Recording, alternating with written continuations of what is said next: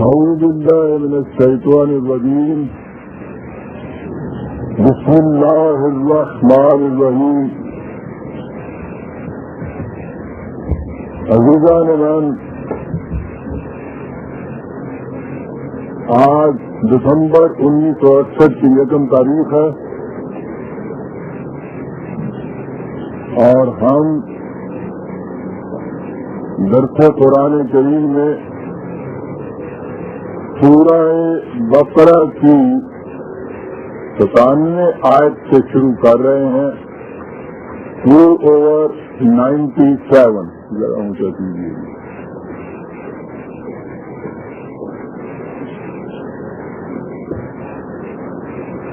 پہلے ہم دیکھ چکے ہیں کہ کہا یہ گیا تھا کہ اہل کتاب میں سے یہودی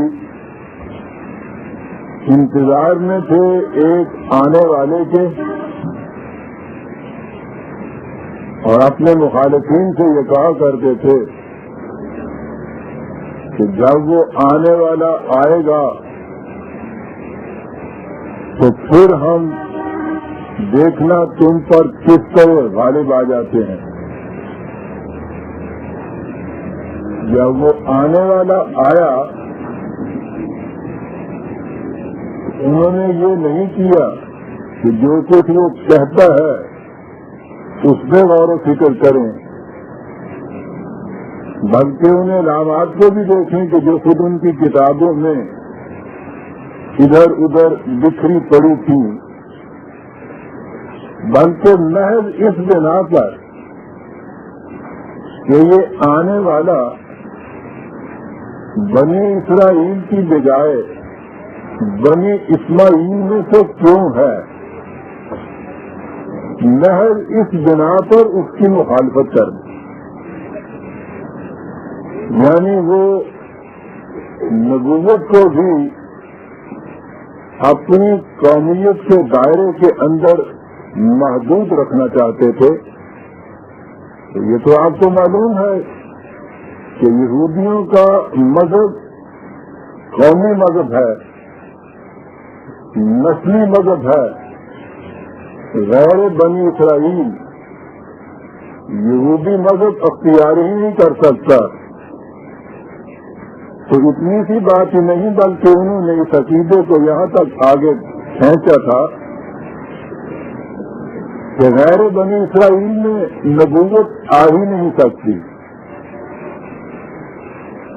تو اس بنا پر نبی اکرم صلی اللہ علیہ وسلم کی مخالفت شروع کی کہ وہ بنی اسماعیل میں سے کیوں ہیں. اور اس مخالفت میں جیسا کہ چھوٹے پن کا انداز ہوتا ہے، انہوں نے یہ عقیدہ قائم کیا کہ یہ معاذ اللہ ساری شرارت جبریل کی ہے کہ وہ نبوت کو دوسرے گھرانے میں لے گیا ہے، اس لیے یہ جبریل کے دشمن ہو گئے. اسے بڑا بڑا کہتے تھے. یہیں سے بات شروع کی ہے قرآن کریم نے. قل من کان عدو لجبریل وَإِنَّهُ نَزَّلَهُ عَلَىٰ قَلْبِكَ بِإِذْنِ اللَّهِ. کہا کہ یہ اس ہلاکت کا کیا علاج کہ جبریل کی مخالفت تم کر رہے ہو، حالانکہ وہ تو خدا کا پیغام لاتا ہے اور اسی کے حکم کے مطابق جس کی طرف وہ پیغام بھیجتا ہے اس تک وہ پیغام پہنچا دیتا ہے. وہ تو روح الامین ہے. تو یہ اگر نبوت غیر اسرائیل کی طرف آ گئی ہے تو اس لیے نہیں کہ جبریل نے اپنی طرف سے یہ کر دیا، بلکہ یہ تو خدا کے حکم سے اس نے ایسا کیا ہے. کہ تمہیں اگر اعتراض ہے تو خدا کے خلاف اعتراض ہونا چاہیے. جبریل کے خلاف اعتراض کے کیا مانے؟ انہ نزلہ علی قلبک باذن اللہ. ضمن میں 2 عرصوں میں یہ عرض کر دوں کہ جیسا کہ بنیادی طور پر کئی مرتبہ یہ بات سامنے آ چکی ہے، وہی ایک ایسا ذریعہ علم تھا. میں نے اس لیے کہا کہ وہ تو پھر وحی کا سلسلہ ہی ختم ہو گیا ذات نبی اکرم صلی اللہ علیہ وسلم پر. یہ ایک ایسا ذریعہ علم تھا جس میں نبی کے علاوہ کوئی دوسرا شریک ہو ہی نہیں سکتا تھا. اس لیے غیر نبی یہ جان ہی نہیں سکتا کہ وحی کی ماہیت کیا ہوتی تھی. یہ علم خدا کی طرف سے نبی کو ملتا کیسے تھا، جبریل کے واسطے سے مراد کیا ہے، وہ نوعیت اس کی کیا ہوتی تھی، ماہیت کیا ہوتی تھی، کیفیت کیا ہوتی تھی، کس طرح سے وہ خدا کے ہاں سے پیغام، یہ ایک الوہیاتی قوت جو تھی وہ لاتی تھی، وہ کیسے نازل ہوتا تھا. اور یہاں کہا ہے علی قلب کا، قلب نبوی پر خدا کا پیغام بواسطہ جبریل کس طرح نازل ہوتا تھا. غیر نبی ان حقائق کو پا نہیں سکتا.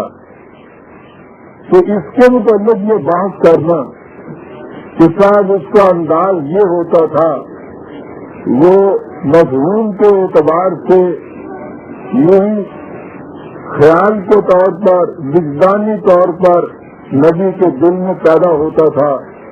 دوسروں نے کہا کہ نہیں صاحب، اسی طرح کے الفاظ سے جبریل ایک شخصیت تھی، ایک آبجیکٹو پرسنالٹی ہے، وہ اس طرح سے خدا کی طرف سے ایسے لاتا تھا جیسے چٹھی لاتا ہے.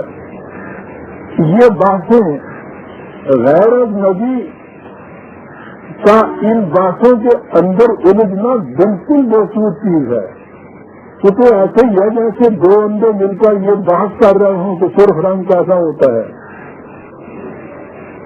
وہ جان ہی نہیں سکتے اسے. ہم وہی کے صرف وہی کے متن کو جان سکتے ہیں. ہمارے سامنے جو قرآن کریم ہے اس کے اوپر ہمارا ایمان ہے کہ یہ خدا کی طرف سے عطا کردہ نبی اکرم صلی اللہ علیہ وسلم کی طرف آیا بالفاظ ہی. اس لیے کہ کوئی خیال لفظ کے بغیر تو ذہن میں اندر آ ہی نہیں سکتا. یہ ہمارا ایمان ہے. کیسے ہوا تھا اس کے جاننے کے ہم نہ مکلف ہیں نہ ہم یہ جان سکتے ہیں. اس لیے جو چیز ہم جان ہی نہیں سکتے اس کے متعلق بحث کیا. ہمیں آن میرٹ اس قرآن کو لینا چاہیے. اور یہ بھی یاد رکھیے جس کے سامنے قرآن کو آپ پیش کریں شروع میں اس کے ساتھ اس بحث میں نہ الجھیے کہ یہ وحی جو ہے اس کا سورس کیا ہوتا تھا، کیسے وہ آتی تھی، یہ پاسبل بھی تھا یا نہیں تھا. اس سے کہیے کہ یہ بات کی ہے. یہ ایک کتاب ہے، ضابطۂ زندگی کے طور پر ہم تمہارے سامنے اسے پیش کرتے ہیں. دعویٰ اس کا یہ ہے اور ہم اسی دعوے کے ساتھ اسے پیش کر رہے ہیں کہ انسانیت کی مشکلات، پرابلمس، معاملات کا حل اس کے اندر ملتا ہے. اور حل ایسا ملتا ہے کہ جو کہیں اور نہیں مل سکتا. اسے کہیے کہ اس دعوے کی بنا پر اس کتاب کو جیسی بھی یہ ہے تمہارے سامنے اس کو پڑھیے. اس کے متعلق کوئی چیز شبہ اور شکوک کی ہے تو وہ ہمارے سامنے پیش کیجیے. اس میں اگر کوئی اعتراض آپ کرنا چاہتے ہیں تو اسے کیجیے. یہ بات بعد میں دیکھی جائے گی کہ اس کتاب کا سرچشمہ علم کیا تھا، دینے والے نے اسے کیا کہہ کے ہمیں دیا تھا. اس کتاب کے متن کو دیکھیے، جو کچھ اس میں لکھا ہوا ہے اسے دیکھیے، اس سے غور کیجیے. یہاں سے بات چلائیں گے تو آپ دیکھیں گے کہ یہ بات نتیجہ خیز ثابت ہوگی. اور اگر بات ہی یہاں سے کی جائے گی کہ صاحب وہی کی ماہیت کیا ہوتی تھی، کیا فکر انسانی سے ماورا کوئی سرچشمہ علم انسانی ہو بھی سکتا ہے یا نہیں، اس بات سے کچھ حاصل نہیں ہوگا۔ تو کسی زمن میں یہ چیز آئی، میں نے جو عرض کیا تھا جبرائیل کے متعلق کہا کہ نزلہ علی قلبک باذن اللہ، وہ تو خدا کے حکم سے اس نے تمہارے قلب کے اوپر اسے نازل کیا ہے۔ اس لیے اگر کسی کو اس سے شکایت ہے کہ وہ بنی اسرائیل کی جگہ بنی اسماعیل کی طرف کیوں آ گیا، تو یہ شکایت خدا کے خلاف ہونی چاہیے، یہ شکایت جبرائیل کے خلاف کیا مانے۔ پھر دوسری چیز وہی کہی جو میں نے ابھی عرض کیا ہے کہ اس کتاب کو تم دیکھو یہ کہتی کیا ہے، مصدقا لما بین یدیہ،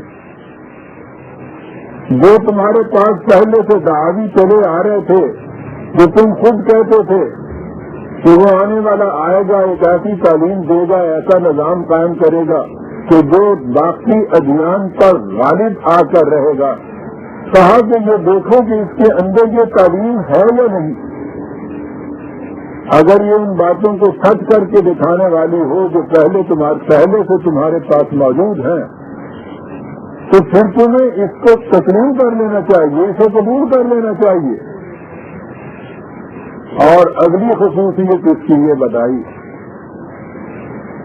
کہ تم نے اس وقت تک ہدایت اور نجات اور سعادت کو محدود اور مقید کر رکھا تھا بنی اسرائیل کی نسل کے اندر،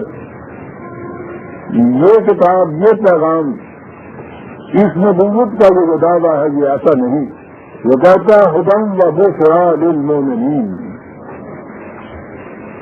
نئے انسانی میں سے جو بھی ان صداقتوں کو صحیح تسلیم کر لے گا، اسے یہ زندگی کی کامرانیوں کی طرف اس کی رہنمائی ہو جائے گی اور اسے بشارتیں مل جائیں گی، خوشخبریاں مل جائیں گی حسن انجام کی۔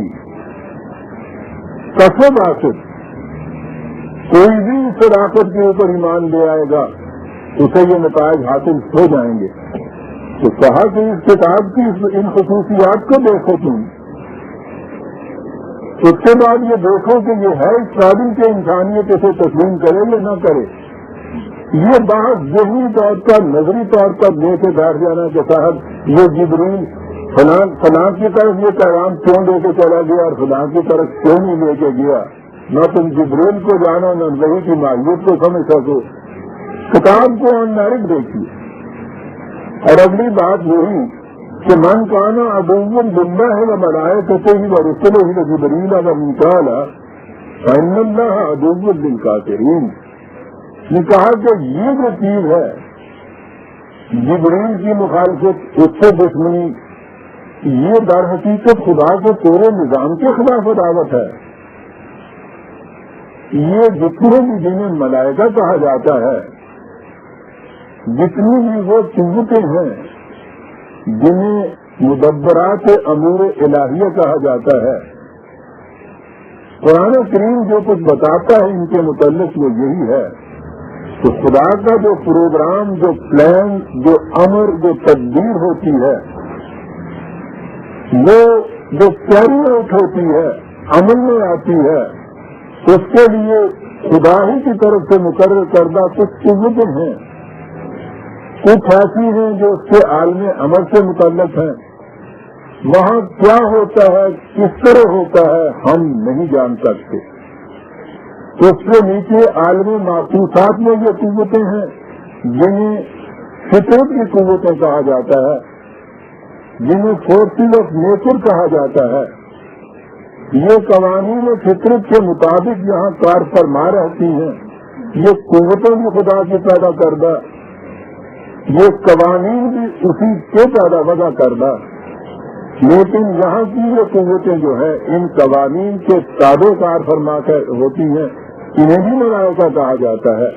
یہ وہ ملائکہ ہیں کہ جو آدم کے سامنے سجدہ ریز ہوتے ہیں، یعنی انسان کے اندر اس کی صلاحیت اور استطاعت اور استعداد دے دی گئی ہے کہ وہ فطرت کی ان قوتوں کو مسخر کر سکے۔ انہیں میں سے یہ قوتیں ہیں کہ جو خدا کی طرف سے پیغامات لاتی ہیں، انبیاء کرام کی طرف لاتی تھی کہیں اب۔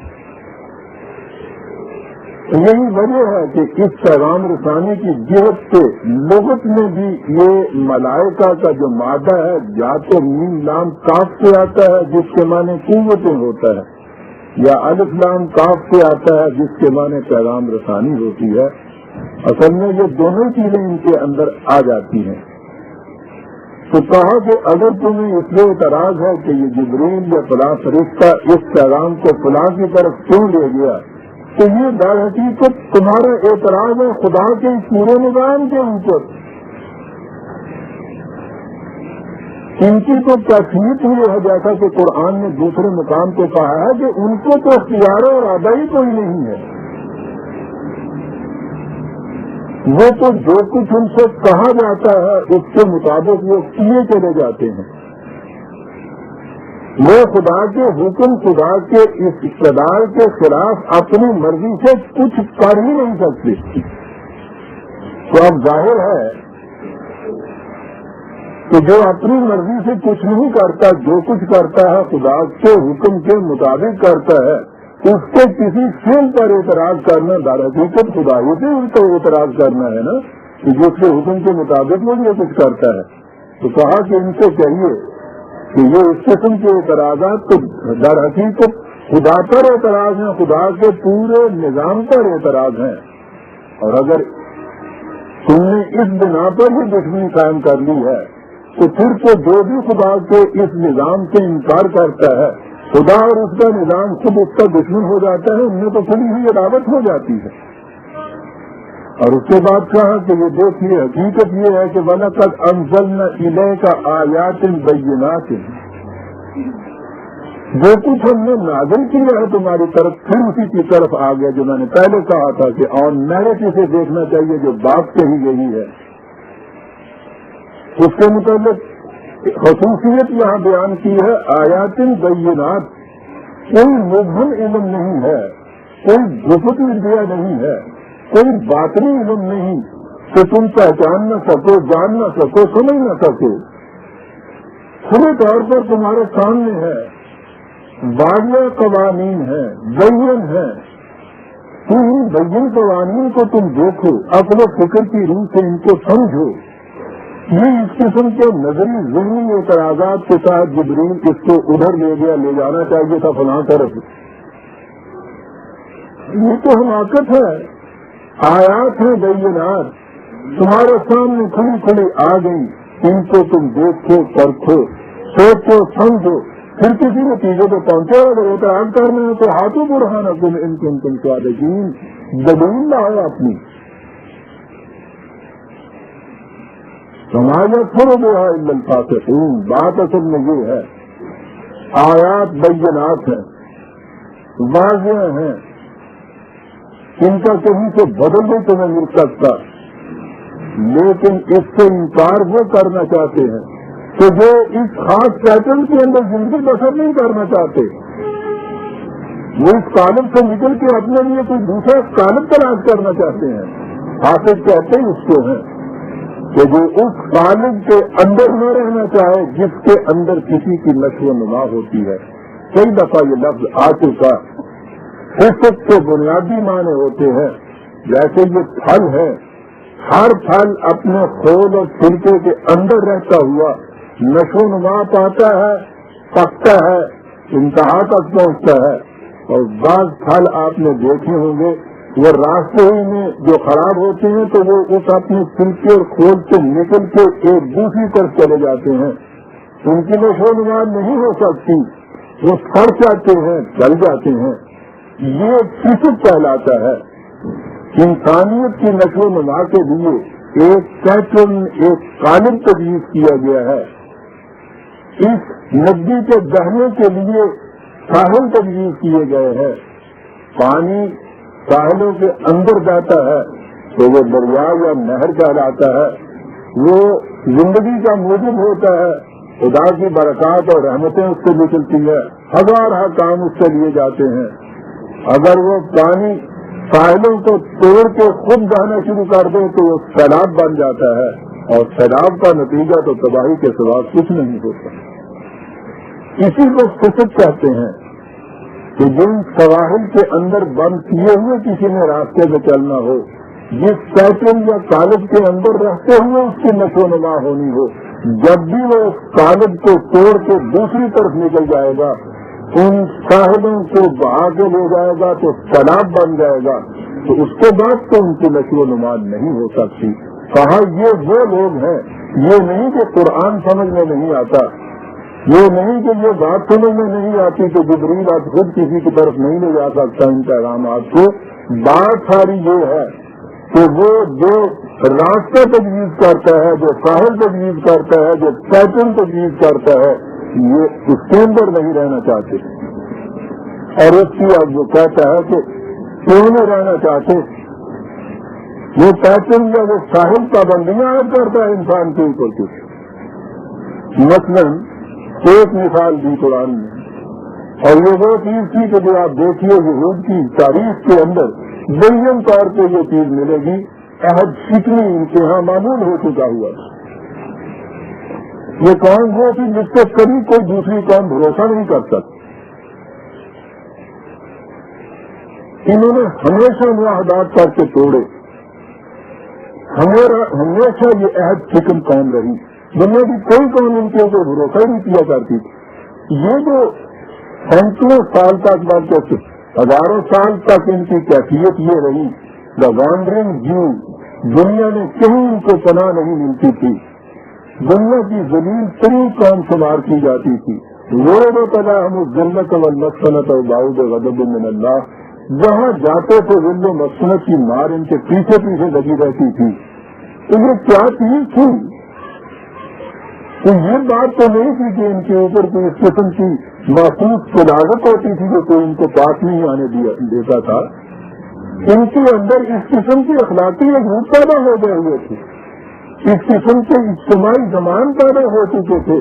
کوئی قوم ان کو قریب نہیں آنے دیتی تھی، ان پہ کوئی قوم بھروسہ نہیں کرتی تھی، اعتماد نہیں کرتی تھی. اور بنیادی چیز ان کے یہاں یہ تھی کہ ان کی کسی بات کا اعتبار ہی نہیں ہوتا تھا. دو چیزیں تو ان کے یہاں مخصوص چلی آتی تھی. ایک جسے عام طور پر سود خاری کہا جاتا ہے، یعنی دوسروں کی محنت کو غصب کر کے لے جانا، خود کچھ نہ کرنا. اور دوسری چیز جو تھی، ہمیشہ یہ ہم کچھ نہیں کرتے تھے، کسی قوم کو ان سے بھروسہ نہیں ہوتا تھا. اس کی طرف توجہ دلاتے ہوئے کہا کہ کیفیت یہ ہے، اگر كلما عاهدوا عهدا نبذه فريق منهم، کرتے یہ تھے من حیث الجماعت، دوسروں کے ساتھ ایک معاہدہ کر دیتے تھے. اب جب بھی کوئی معاہدہ ہوتا ہے تو اس قوم کی طرف سے ہوتا ہے، اس ملک کی طرف سے ہوتا ہے، اس مملکت کی طرف سے ہوتا ہے. تو پوری قوم ایک معاہدہ کر لیتی تھی، اس قوم کا ایک حصہ اس معاہدے کی خلاف ورزی کر دیتا تھا جہاں جی چاہتا، جہاں ان کی مصلحت کا تقاضا ہوتا. اب وہ جو شکایت کرتے تو یہ دوسرا حصہ جو تھا جس نے یہ نہیں کیا ہوتا تھا، وہ یہ کہتا کہ صاحب ہم نے تو کیا نہیں ہے. آپ دیکھیے نا، اس میں سے کچھ ایسے لوگ نکل آتے ہیں، اب ان کے اوپر کیا کسی کا قابو ہے، کیا کسی کا کنٹرول ہے. یہ ہے اس قسم کے سر کے ساتھ کیا کیا جائے، یہ کرتے اسی طرح سے ہیں. کہتے کہ صاحب معاہدہ من حاصل کون ہوا ہے؟ تمہاری قوم کا اگر کوئی گروہ ایسا کرتا ہے تو یہ تمہاری ذمہ داری ہے کہ اس گروہ کو اس معاہدے کے سامنے دکھاؤ. یہ اس کے لیے کون سی جسٹیفیکیشن ہے، یہ کون سی بڑی جواز ہے کہ تم یہ کہتے دوسرے سے آتے کے ساتھ وہ دیکھیے ہم نے تو نہیں کیا ہے نا. یہ ہیں ایسے، اور یہ تو بڑے پیمانے پہ ہے. چھوٹے چھوٹے پیمانوں کے اوپر تو آپ بھی دیکھے ہوں گے اس قسم کے گھرانے ہوتے ہیں جنہوں نے اپنے گھر میں سے کوئی ایک آدھ ایسا رکھا ہوا ہوتا ہے، وہ سارا گھر جا کے نہیں کسی سے لڑتا. وہ جو ایک ہوتا ہے نا اس کو لڑا دیتے ہیں. آج اس سے لڑائی ہے، کل اس سے دنگا ہے، کل چوتھے دن دوسرے سے فساد ہے، اس کا وہ مار کے وہ جب شکایت کرتے ہیں تو وہ کہیں کبھی کی بس یہ نکل ہی آیا ہو گیا، ہم سمجھو نا. ایک زمانے کو وقت آ گئے نمونے دیکھتے یہ تو مانتے کسی بھی نہیں آگے. حالانکہ یہ کیا ہوا ہوتا ہے بالکل پلاننگ کا ہوتا ہے، ذمہ داری نہیں لیتے، بڑی غلط چیز ہے۔ اگر وہ آپ کے گھر کا فرض ہے تو آپ کے گھر کے اوپر اس کی ذمہ داری عائد ہوتی ہے، اگر آپ کی جماعت کا فرض ہے تو آپ کی جماعت سے ذمہ داری عائد ہوتی ہے، یا اس کو جماعت سے ایکسپیل کیجیے، اس کو جماعت سے نکال دیجیے، کہیے کہ ہماری جماعت کا فرض نہیں ہے۔ جب تک وہ آپ کی جماعت کا فرض ہے، آپ کی جماعت نے جو کسی کے ساتھ عہد کیا ہے اس عہد کے نبھانے کی ذمہ داری تمام افراد سے عائد ہوتی ہے، اور اگر اس میں سے کوئی ایک فرد بھی اس کی خلاف ورزی کرتا ہے تو وہ پوری جماعت کو اس کا کفارہ دینا ہوگا، اور اگر وہ اس کے لیے تیار نہیں ہے تو اسے چاہیے کہ اس فرد کو اپنی جماعت میں سے نکال دے۔ اسی طرح قوموں کے اندر اگر کوئی اس قسم کا گروہ ہے جو قوم کے کسی کیے ہوئے معاہدے کو یا قانون کا احترام نہیں کرتا ہے اور قوم اس سے بات چیت نہیں کرتی ہے، اپنے میں سے الگ نہیں کرتی ہے، وہ پوری کی پوری قوم ذمہ دار ہے اس چیز کی کہ جو انہوں نے وعدہ کیا تھا۔ یہ کوئی وجہ جواز نہیں کہنے کی کے ساتھ ہم میں سے یہ لوگ ایسے ہیں جو سرکشی برتتے ہیں، اپنوں میں سے الگ کیجیے، ایسی صورت نہیں ہو سکتی تو انہیں ان کے حوالے کیجیے جن کے خلاف انہوں نے یہ کہا ہے۔ لیکن ان کی کیفیت یہ ہوتی تھی اور یہ کرتے تھے خاص فالتوں کے ماتحت آتا کچھ ایک معاہدہ کیا جاتا ہے، اس معاہدے میں سے کچھ اپنا یہ فریق ہوتا تھا وہ اس کی خلاف ورزی کرتا ہے، جب ان سے کہا جاتا ہے تو اس کے بعد کے ساتھ کیا کیا جائے یہ ہے ہی اس قسم کے کہا کیفیت تمہاری یہ تھی، اور اس کی وجہ یہ تھی آگے بتایا بل اکثر ہم لا یؤمنون۔ بات اصل میں یہ ہے کہ یہ ساری جماعتیں ایسی تھی، اکثریت ان میں ایسے لوگوں کی ہوتی تھی کہ جو وہ کرتے تھے اس کے اوپر ایمان نہیں رکھتے تھے، وہ بھی منافقت کے طور پہ ہوتا تھا، وہ بھی ایک سیاسی سچی ہوتی تھی امتحان کی کہ یہ ایسا کیا جائے گا۔ بالاکثرہم لا یؤمنون نے بات واضح کر دی کہ یہ ساری ملی بھگتی کے اندر سے کی جاتی تھی اور یہ ایک طریقے کار انہوں نے اختیار کر رکھا۔ کہا کہ یہ تو اعتراض کر رہے ہیں نا کہ بنی اسماعیل میں کیوں نبوت آ گئی، ہم اس کی خلاف ورزی اس لیے کرتے ہیں کہ یہ تو بنی اسرائیل میں سے آنی چاہیے تھی۔ کہا کہ کل ہی بنی اسرائیل کا ایک پیغمبر ان کے ہاں آیا تھا، اسی نزول قرآن سے امیڈیٹلی پہلے حضرت عیسیٰ علیہ السلام۔ کہا ان سے پوچھیے کہ وہ تو بنی اسرائیل کا تھا، یہ اس کے ساتھ انہوں نے کیا کیا تھا؟ اعتراض اگر نسل پرستی کا ہی ہے تو وہ تو ان کی اپنی نسل میں سے تھا۔ وَلَمَّا جَاءَهُمْ رَسُولٌ مِّنْ عِندِ اللَّهِ مُصَدِّقٌ لِّمَا مَعَهُمْ، ان میں سے ایک رسول آیا، وہ بھی وہ کچھ لایا کہ جو ان چیزوں کو سچ کر کے دکھانے والا تھا کہ جو ان کے پاس چلی آ رہی تھی، ان وعدوں کو اس نے پورا کر کے دکھانا تھا۔ تو یہ کہتا تھا کہ میں یہ کر کے دکھاؤں گا۔ میں یہاں یہ عرض کر دوں یہ تفصیل سے تو میں اس وقت آگے چلوں گا جبکہ حضرت عیسیٰ علیہ السلام کے واقعات سامنے آئیں گے، قرآن میں آگے چل کے آئیں گے، وہ تفصیل سے میں ان کی تاریخ بھی بیان کروں گا۔ اتنا یہی عرض کر دوں کہ یہ جو ان کے متعلق ایک تصور دیا گیا ہے نا کہ وہ ایسے جیسے وہ جھگی کے فقیر درویش تقیے والے ہوں گے، کچھ اس قسم کا ہے نا تصور دیا گیا کہ وہ بھوکے مارتے تھے، بڑے پرانے کپڑے، فقیرانہ حال، درویشانہ زندگی، اور وہ ان کے خلاف جب کسی قسم کی یہ چیز آئی سارے ہواری چھوڑ کے بھاگ گئے، وہ اکیلے ان کے قابو آ گئے، انہوں نے ان کو پکڑ کے صلیب پہ چڑھا دیا۔ حالانکہ تعلیم ان کی یہ تھی کہ کوئی ایک گال پہ تماچا مارے تو دوسری گال آگے کر دیجیے، اگر کوئی تمہارا چوہا اتارتا ہے تو کرتا خود اتار کے دے دیجیے، چور اگر تمہارے گھر چوری کرنے آتا ہے اور سب کچھ اٹھا کے سر پہ رکھنا چاہتا ہے، گٹھڑی ہے بھاری، چور ہے کمزور، اپنے سر پہ رکھ کے اس کے گھر چھوڑاؤ۔ یہ ساری تعریف ہے، یاد رکھیے۔ خدا کا کوئی رسول بھی اس قسم کی زندگی بسر کرنے اور اس قسم کی تعلیم دینے کے لیے نہیں آتا، وہ تو بہت بڑا داعیہ انقلاب ہوتا ہے۔ وہ تو جتنی وہاں کی بساط سیاست باطل کی ہوتی ہے، سیاسی نظام ہوتے ہیں، ان کی بساط کو الٹ کر رکھ دینے کے لیے آتا ہے۔ ہر نبی اسی قسم کا تھا، ہر رسول یہی دعوت لے کے آتا تھا، اور یہی دعوت حضرت عیسیٰ علیہ السلام کی تھی۔ اور چیزیں تو چھوڑیے، آخری شہادت تو کوئی تاریخ اور ان کے ہاں بھی ملتی ہے، جو یہ تاریخ جو انجیل میں یہ تعلیم ان کی طرف منسوخ کرتے ہیں، ایک درویشانہ زندگی تھی، ان کو دنیا کے کاروبار سے کچھ واسطہ ہی نہیں تھا۔ یہ تو ان کے یہاں بھی یہ چیز ملتی ہے کہ صلیب پہ جس کو لٹکاتے تھے اس کی صلیب کی اس کے تختوں کے اوپر اس کا جرم لکھ کے سختی لگایا کرتے تھے۔ ان کی انجیل میں جو چیز موجود ہے کہ حضرت عیسیٰ علیہ السلام کی اس صلیب کی تختی کے اوپر لکھا یہ گیا تھا کہ یہ وہ شخص تھا جو بنی اسرائیل کا بادشاہ بننا چاہتا تھا۔ آپ دیکھ رہے ہیں یہ ایک فقیر بے نوا، ایک درویش گوشہ نشین جس کی تعلیم یہ کہی جاتی ہے کہ ایک گال پہ تماچا کھا کے دوسرا گال سامنے رکھ دو، اس کا جرم جس کی بنا پہ اس کو صلیب دیا جاتا ہے بقول ان کے، اس کا جرم یہ لکھا جاتا ہے کہ یہ بنی اسرائیل کا بادشاہ بننا چاہتا تھا، اور وہ تو رومن کی حکومت تھی، بادشاہت تو رومیوں کی تھی، یہ ان کی بادشاہت میں بستے تھے، تو رومیوں کی طرف سے یہ ان کے خلاف جرم عائد کیا گیا تھا کہ یہ سب سلطنت حاصل کرنا چاہتا تھا، ہماری حکومت کو الٹنا چاہتا تھا، بنی اسرائیل کا بادشاہ بننا چاہتا تھا، یہ جرم تھا۔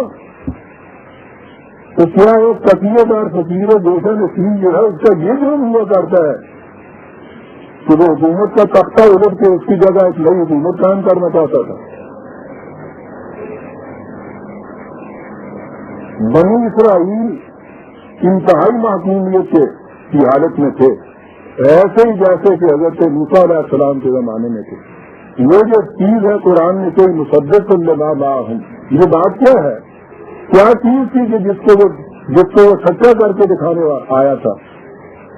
دین کا یہ دعویٰ کہ دین کی حامل قوم کسی دوسرے کی معصوم نہیں رہ سکتی، اور یہ معصومیت کے شکنجے میں جکڑی ہوئی چلی آ رہی تھی قوم۔ دعویٰ ان کا یہ تھا کہ دین کی حامل قوم کسی کے معصوم نہیں رہ سکتی۔ میں اس وقت بتاؤں گا، آپ حیران ہوں گے تو اس وقت بھی ان بنی اسرائیل کے اندر ایک گروہ ایسا موجود تھا جن کا اس وقت بھی یہ ایمان تھا کہ حکومت خدا کے نظام کے علاوہ کسی کی جائز نہیں ہے۔ وہ رومن کے اس گورنر کو اپنا بادشاہ تسلیم نہیں کرتے، وہ ان کو ٹیکس ہی نہیں دیتے، اور وہ اس انتظار میں تھے کہ ایک آنے والا آئے گا اور وہ اس حکومت کا تختہ الٹے گا۔ ان کا یہ دعویٰ تھا، یہ جو کہا ہے مصدق لما معہم، یہ کیا چیز ہے کہ جس کو یہ سچ کر کے دکھانے کے لیے آیا تھا؟ ان کے ان دعوی کو سچ کر کے دکھانے کے لیے آیا تھا کہ واقعی خدا کے دین ماننے والی کسی دوسرے کی معصوم نہیں رہ سکتی، وہ سچ کر کے دکھانے کے لیے آیا تھا۔ کہاں تمہاری کیفیت یہ کہ بنی اسرائیل میں سے تمہارے ہاں رسول آتا ہے، جو دعوی تم لے کے بیٹھے ہو ان دعوی کو سچ کرنے کے لیے تمہارے پاس وہ آتا ہے، یہی تعلیم تمہیں وہ دیتا ہے۔ تمہاری کیفیت کیا تھی اس کے بعد؟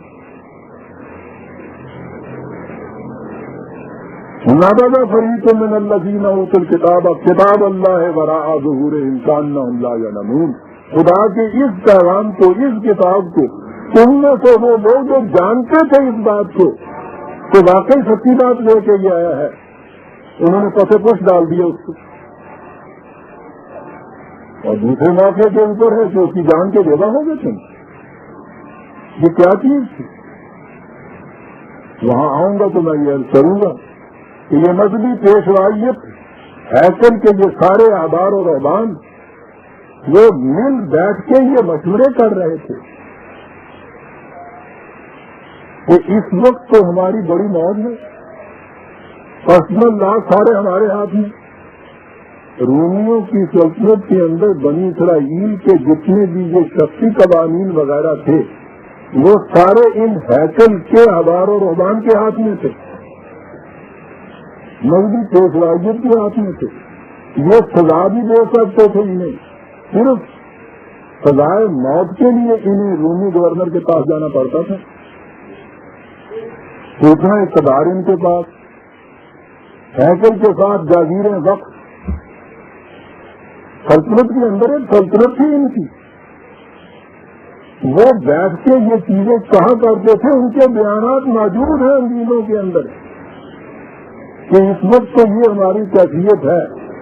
تو لکھا یہ ہے برنباس نے کہ وہ انہوں نے مشورہ یہ کیا کہ یہ بڑی کیفیت اچھی ہے کہ سیکولر قسم کی گورنمنٹ ہے، ہمارے مذہبی معاملات میں وہ دخل نہیں دیتی. کیسر کا حصہ کیسر کو، خدا کا حصہ خدا کو. یہ حضرت عیسیٰ کا قول نہیں ہے علیہ السلام، یہ ہیکل کے نظام کا قول تھا کہ اب تو بڑی موت ہے، ان سب کا خون کا زکات ہماری، وہ اس میں دخل نہیں دے سکتے. ذرا کوئی قانون بننے لگے اس قسم کا کہ نہیں صاحب یہ بھی اسی کا حصہ ہے، انکم ٹیکس کی زکات ہی کا حصہ، اور دیکھیے کس طرح سے احتجاج بند ہوتا ہے. حکومت ان کی، فتویٰ ان کا. وہاں یہ انہوں نے یہ بیٹھ کے کاؤنسلنگ کرتے تھے. وہ کہتے تھے کہ اب تو ہمارے ہاں یہ کیفیت ہے کہ بادشاہ بھی ہماری بادشاہت میں کوئی دخل نہیں دیتا، لیکن اگر اس شخص کے تصور کے مطابق یہاں حکومت قائم ہو گئی تو پھر ہمارا اقتدار باقی نہیں رہ سکتا، اور ہمیں کچھ کما کے کھانا تو آتا نہیں، فکرہ ہے ان کا. اس کے بعد فوائد کے کہ ہمیں خیرات کے کچھ کو ملے، ہماری تو یہ حیثیت رہ جائے گی اس کے اقتدار کے اندر جدھر یہ لانا چاہتا ہے ہمیں. یہ تھا وہ جرم حضرت عیسیٰ علیہ السلام کا، جس کے بعد یہ مذہبی پیشوائیت خلاف ہوئی ہے. مذہبی پیشوائیت سے ہمیشہ ہر دائی انقلاب کے خلاف یہی کیا ہے کہ اس انقلاب میں سب سے پہلی زد خود ان سے پڑتی تھی. حکومت وقت کی باری تو بعد میں آیا کرتی تھی، جن اپنے پہ ان کا اقتدار ہوتا تھا وہ اقتدار تو سب سے پہلے چھنتا تھا، اس لیے سب سے پہلے ہی اس کی مخالفت کرتے تھے. کہا تمہاری کیفیت وہ تھی، آج تم یہ اعتراض لے کے آ گئے کہ صاحب بنی اسماعیلیہ سے کیوں آ گیا ہے نبی، جبریل نے یہ نبوت اس گھرانے کے اندر کیوں لا کے دے دی، غلطی سے ادھر کیوں نہیں دی، اس کی مخالفت کیوں کر دی. تمہاری تو کیفیت شروع سے یہ چلی آ رہی تھی. کل ہی جو پیغمبر آیا ہے جیسا کہ میں نے ابھی عرض کیا، اس کے خلاف تو یہ اعتراض تو نہیں ہو سکتے تھے، اس کے ساتھ تم نے یہ کیا کیا. تو بات ساری یہ تھی کہ تمہاری اس چودرات کے اوپر اس کی ضرب پڑتی ہے آ کر. تم نے جو اپنے ہاں یہ باطل سے مال کھانا قرآن نے جو کہا ہے، اور ہر وہ مال کو جو اپنی محنت کی کمائی سے نہیں کھایا جاتا، باطل کا اور حرام کا مال ہوتا ہے قرآن کی روح سے، اس کی تمہیں نت پڑ گئی ہوئی تھی. دائی انقلاب کی مخالفت تم اس لیے کرتے تھے کہ وہ یہ چیزیں تم سے چھیننا چاہتا تھا. یہ نہیں بات تھی کہ وہ غلط پیغام تمہاری طرف لاتا تھا، پیغام تو وہ ہوتا تھا جو تم خرچ کر کے دکھانے والا ہوتا تھا تمہاری دہاڑی کو. یہ تمہاری کیفیت ہوتی تھی. اور پھر میں عرض کر دوں کہ یہ کوئی بنی اسرائیل کی داستان بیان نہیں ہو رہی. نبی تو نہیں آ سکتا نبی اکرم صلی اللہ علیہ وسلم کی طرح، لیکن خدا کی وہ کتاب زندہ تو قیامت تک کے لیے زندہ موجود ہے. آج کی تاریخ میں بھی جب انہوں نے یہ دین کی پٹڑی کی گاڑی دوسری پٹڑی پر ڈالی ہے اور وہ مذہب میں تبدیل ہوا ہے، جس شخص نے بھی قرآن کے انقلاب کی دعوت کو ان کے سامنے پیش کیا ہے، انہوں نے وہی کچھ کیا کہ جو یہودیوں نے بنی حضرت عیسیٰ کے ساتھ کیا. آج ان کا ان کے نام تو کہیں دیکھنے میں آتے ہیں کہیں کتابوں کے اندر، اور وہ نام بھی نہ آتے اگر یہ ان کو گالیاں نہ دیتے. صرف اس لیے پتہ چل جاتا ہے ان کی کتابوں میں کہ ان لوگوں کا نام تو یہ کہتے ہیں کہ دیکھیے صاحب یہ آیا تھا، اور آگے یہ کہہ رہا تھا کہ صاحب خدا کی کتاب کافی ہے دنیا میں انسانوں کی رہنمائی کے لیے. دیکھا اس کا کیا نتیجہ نکلا، دیکھا اس کا کیا اثر ہوا. یوں ہمیں تاریخ میں اس طرح سے ان کے کچھ نام ملتے ہیں، پھر جو ان کے خلاف یہ نہایت کام اور تاریخ کے ساحل دیکھیے گا وہ یہ کہتا تھا، وہ جو یہ کہتا تھا نظر آتی ہے چیز کو معلوم ہوتا ہے کہ اللہ اکبر کس قسم کی یہ عظیم ہستیاں آ چکی تھیں ہمارے ہاں، نہ ان کی کسی کتاب کا کوئی ورق ملتا ہے، نہ ان کی سوانح حیات میں سے کوئی واقعات آپ کے سامنے آتے ہیں، بھائی اتنی سی چیزیں کہیں بکھری ہوئی مل جاتی ہیں۔ رسول نہیں تھا، رسول کی کتاب تو موجود ہے، وہی کچھ جو پہلے آگے کتاب نے کیا ہے خدا کے پیغام کے ساتھ، وہی آپ کے ساتھ ہوتا چلا آ رہا ہے آج تک۔ یعنی یہ جہاں تک کہ آپ کے ہاں کی وزیر روایات ہیں، سوچیے کہ کتنی عجیب تانا میز چیز ہے کہ کہا گیا یہ رسول اللہ صلی اللہ علیہ وسلم کی طرف منسوخ کیا جا رہا ہے معاذ اللہ، کہ آپ نے فرمایا کہ دیکھیے فتنے کا دور آئے گا کہ ایک شخص اٹھ کے یہ کہے گا کہ خدا کی کتاب کافی ہے تمہارے لیے، تو فتنے کا دور آئے گا۔ اور انہیں کہا گیا ہے کہ تم نے پھر اٹھ کے اس کی مخالفت کرنا اور خدا کے دین کو بچانا ایسے شخص سے جو یہ کہے کہ تمہارے لیے خدا کی کتاب کافی ہے۔ اندازہ لگائیے، اور پھر جس نے بھی یہ کہا ہے جو اس کے ساتھ ہوا ہے وہ ان کی کتابوں کے صفحوں کے اوپر جو اس کے خون و ناحق کے چھینٹے آج نظر آتے ہیں ان سے کچھ پتہ چلتا ہے کہ انہوں نے کیا کیا۔ ان کو جنگلوں میں دھکیلے گئے، کھالیں اتار دی گئی، سیڑھیوں پہ چڑھائے گئے، ایک ایک برف ان کا جلا دیا گیا، ان کے گھروں کے گلوں کے حل پھیلا دیے گئے۔ بڑے فخر سے یہ چیزیں اپنے یہاں کتابوں کے اندر لکھی ہوئی ہیں ان کی۔ جرم کیا تھا؟ مصدق نماز آنا جگہ بخو دعویٰ تم کرتے یہی تو لے آئے تھے کہ اسلام کا بول بالا ہوگا، یہ کون دنیا کے اندر غالب رہے گی، ہے نا بالا اسی قسم کا۔ آج بھی ہر نماز کے بعد دعا کرتے پھرتے ہیں، یا اللہ ان دشمنوں کو غرق کر، ان کا بیڑا غرق کر، اسلام کی فتح ہو، مسلمانوں کا بول بالا ہو، ہے نا یہ دعوی جو ان دعوی کو سچ کرنے کے لیے اٹھتا ہے اس کو پھانسی پہ لٹکا دیتے ہیں۔ یہ دعوی صرف دعاؤں تک رہ گئے ہوئے ہیں، وہ دعاؤں کو حقیقت بنا کے دکھانے کے لیے آ جاتا ہے ایسا، ہمیشہ انہوں نے یہ کیا اور کیا کس طرح؟ نبذ فریق من الذین اوتوا الکتاب، کتاب اللہ ہے وراء، اس کا طریقہ صرف یہ تھا کہ اللہ کی کتاب کو پسے پش ڈال دو اور ان خرافات کو اپنے یہاں دین بنا لو، بس ٹھیک ہے۔ راوی ایسا لکھتا ہے اس کے بعد کیا بات کیا گیا ہے قرآن میں، کتاب اللہ وراء ظہورہم کأنہم لا یعلمون، وہ اس کا پتہ ہی نہیں کہ یہ بھی کوئی کتاب ہے خدا کی، یہی ہے ضابطۂ حیات، اس طرح سے اس کو پسے پش ڈال کے اس کے راز بڑھتا، وہ اسے جانتے ہی نہیں ہے، اور نہ جاننے کا تو آپ کو معلوم ہے نا۔ 7 سالہ کورس ہے ان کے ہاں کا، جس سے پھر دستار فضیلت ان کے سر سے بنتی ہے۔ وہ 7 سالہ کورس کے اندر 18 علوم پڑھائے جاتے ہیں، فخر سے کہتے ہیں، اور قرآن کریم نصاب میں کہیں نہیں ہے۔ آخری سال میں سورہ بقرہ جو ثواب کی خاطر اس کو پڑھا دیا جاتا ہے، تو جیسا مغروں کو برس بن میں ہوں گے نا، صرف تبرکن سورہ بقرہ 7 سال میں یہ کتاب اللہ جو ہے یہ نصاب میں نہیں، کأنہم لا یعلمون، جیسا اس کا پتہ ہی نہیں کہ یہ بھی کوئی چیز ہے ایسی۔ لہذا یہ داستان بنی اسرائیل بیان ہو رہی ہے، ارے دل یہ تو اپنی داستان معلوم ہوتی ہے، ورنہ تو قرآن کوئی تاریخ کی کتاب تھوڑا تھا کہ ہمیں ان اقوام سابقہ کی تاریخ اور ہسٹری سے آشنا کرانے کے لیے آیا تھا۔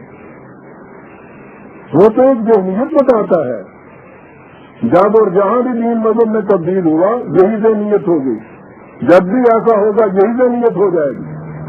پھر کتاب اللہ کو تو پھینکا پیچھے, اور پیچھے کن چیزوں پہ لگے, اتباع کن چیزوں کا کیا, کیا ہے قرآن کا اعجاز ہے. سب دیکھیے وَاتَّبَعُوا مَا تَتْلُو الشَّيَاطِينُ عَلَىٰ مُلْكِ سُلَيْمَانَ. عزیزان من, یہ آیت ہے 102. اس اعتبار سے یہ قرآن کی مشکل ترین آیت کہی جاتی ہے کہ جو اس کا مفہوم بیان ہوتا ہے, جو اس کا ترجمہ کیا جاتا ہے, اس سے اس قسم کا الجھاؤ پیدا ہوتا ہے کہ میرے ہاں جو لوگ آتے رہتے ہیں اور آتے رہتے تھے, قرآن کی سے دل کے اندر بالکل دبکے ہوئے زبان پہ تو خیر جرت نہیں کرتے چلانے کی. ان میں سے وہ جو چیزیں قرآن کے خلاف بیان کرتے تھے, ان میں یہ آیت نمایاں طور پہ سامنے آتی. مجھے اس لیے یہ دہرانا پڑا ہے کہ آپ بھی آج آپ جب تلاوت کرتے ہوں گے قرآن کی, اپنے طور پہ ترجمے سے دیکھتے ہوں گے, یقیناً اس مقام پہ آ کے آپ کھڑے ہو جاتے ہوں گے کہ یہ کیا چیز ہے. اس لیے مجھے ذرا یہ آیت تفصیل سے مجھے سمجھانی پڑے گی. میں نے اس دفعہ یہ انتظام کیا تھا کہ یہ چیزیں جو ہمارے ہاں چلی آتی ہیں, اس قسم کی روایات کی, تفاسیر کی, اور ان کے اندر اوہام اور خرافات ہیں, میں انہیں نہیں لا رہا تھا. لیکن اس آیت کے ضمن میں مجھے وہ لانی پڑیں گی کہ اس کے بغیر بات سمجھ میں نہیں آئے گی. آپ کی بڑی الجھاؤ پیدا کرنے والی آئے گی. وَاتَّبَعُوا مَا تَتْلُو الشَّيَاطِينُ عَلَىٰ مُلْكِ سُلَيْمَانَ وَمَا كَفَرَ سُلَيْمَانُ وَلَٰكِنَّ الشَّيَاطِينَ كَفَرُوا يُعَلِّمُونَ النَّاسَ السِّحْرَ وَمَا أُنزِلَ عَلَى الْمَلَكَيْنِ بِبَابِلَ هَارُوتَ وَمَارُوتَ وَمَا يُعَلِّمَانِ مِنْ أَحَدٍ حَتَّىٰ يَقُولَا إِنَّمَا نَحْنُ فِتْنَةٌ فَلَا تَكْفُرْ فَيَتَعَلَّمُونَ مِنْهُمَا مَا يُفَرِّقُونَ بِهِ بَيْنَ الْمَرْءِ وَزَوْجِهِ وَمَا هُمْ بِضَارِّينَ بِهِ مِنْ أَحَدٍ إِلَّا بِإِذْنِ اللَّهِ وَيَتَعَلَّمُونَ مَا يَضُرُّهُمْ وَلَا يَنفَعُهُمْ وَلَقَدْ عَلِمُوا لَمَنِ اشْتَرَاهُ مَا لَهُ فِي الْآخِرَةِ مِنْ خَلَاقٍ وَلَبِئْسَ مَا شَرَوْا بِهِ أَنفُسَهُمْ لَوْ كَانُوا يَعْلَمُونَ. عظیم ہے. میں نے عرض کیا ہے کہ ترجمے سے آپ پڑھتے ہیں, ترجمے میں دیکھیے کہ اس کا مفہوم کیا ہوتا ہے. میرے پاس یہ ترجمہ ہمارے ہاں مولانا شاہ عبد القادر رحمۃ اللہ علیہ کا ترجمہ اس زمانے کی زبان کے اعتبار سے مستند سمجھا جاتا ہے. مولانا محمود الحسن مرحوم نے شیخ الہند نے اسی کو آج کی زبان میں سلیس طور پہ بیان کیا. مولانا شبیر احمد عثمانی نے اس کے اوپر حواشی لکھی. میں وہاں سے یہ ترجمہ پڑھ کے سناتا ہوں تاکہ معلوم ہو جائے کہ اس قدر مستند ترجمہ جو ہے اس کو بھی جب آپ پڑھیں گے تو اس آیت کا کیا مفہوم آپ کے ذہن میں آئے گا. وَاتَّبَعُوا مَا تَتْلُو میں سے پڑھ رہا ہوں. اور پیچھے ہو لیے اس علم سے جو پڑھتے تھے شیطان سلیمان کی بادشاہت کے وقت.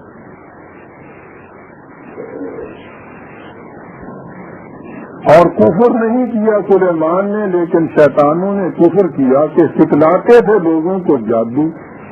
اور اس علم کے پیچھے ہو لیے جو اترا دو فرشتوں پر شہر بابل میں, جن کا نام ہاروت و ماروت ہے, اور نہیں سکھاتے تھے وہ دونوں فرشتے کسی کو جب تک یہ نہ کہہ دیتے کہ ہم تو آزمائش کے لیے ہیں تو تو کافر مت ہو. ان سے جا رہے ہیں آپ. پھر ان سے سیکھتے وہ جادو جس سے جدائی ڈالتے ہیں مرد میں اور اس کی عورت میں, اور وہ اس سے نقصان نہیں کر سکتے کسی کا بغیر حکم اللہ کے.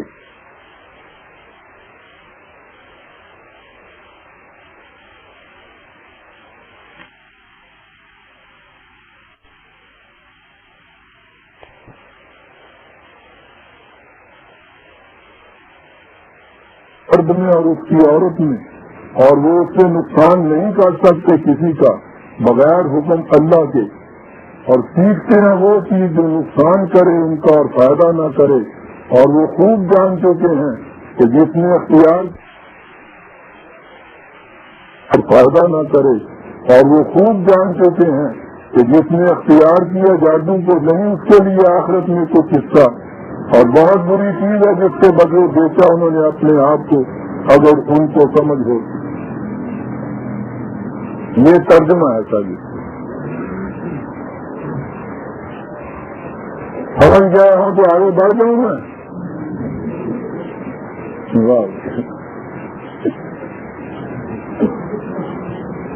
تفصیل سے سمجھیے، ترجمے سے نہیں بات سمجھ میں آیا کرتی۔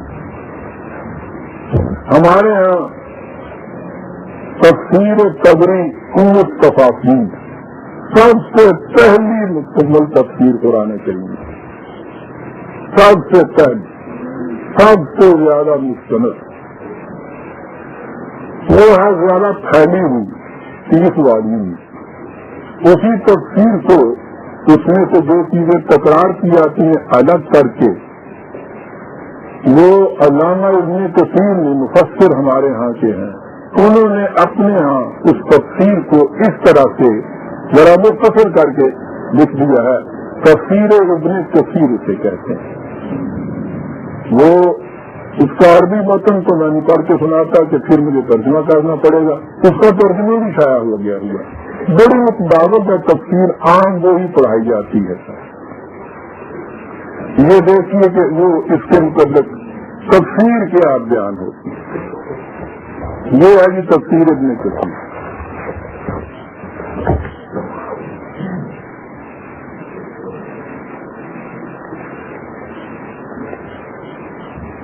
سنتے جائیے اور پھر سمجھیے قرآن کریم کو تفاسیر کی روح سے۔ یہ بات اگر طبری کی ہوتی تو بہرحال امامی سے ہی ایک انسانی تو ہے، بعد میں کہا جا سکتا تھا کہ صاحب ہمارے اوپر کون سی قربانی ہے یہ چیز کہ ہم یہی مانیں۔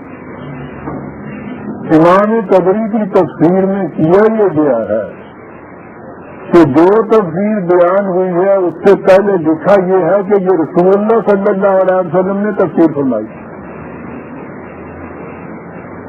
اور یوں فلاں راویوں کے ذریعے سے ہم تک پہنچی، تو وہ ناقل ہیں، صرف نقل کرنے والے ہیں امام طبری اس تفسیر کی۔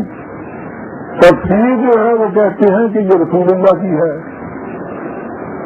اب آپ سوچیے کہ کسی آیت کے متعلق جو یہ کہا جائے کہ حضور نے اس کی تفسیر یہ فرمائی، کسی مسلمان کو اس کے بعد یہ ضرورت ہو سکتی ہے کہ اس کے خلاف کچھ کہہ سکے؟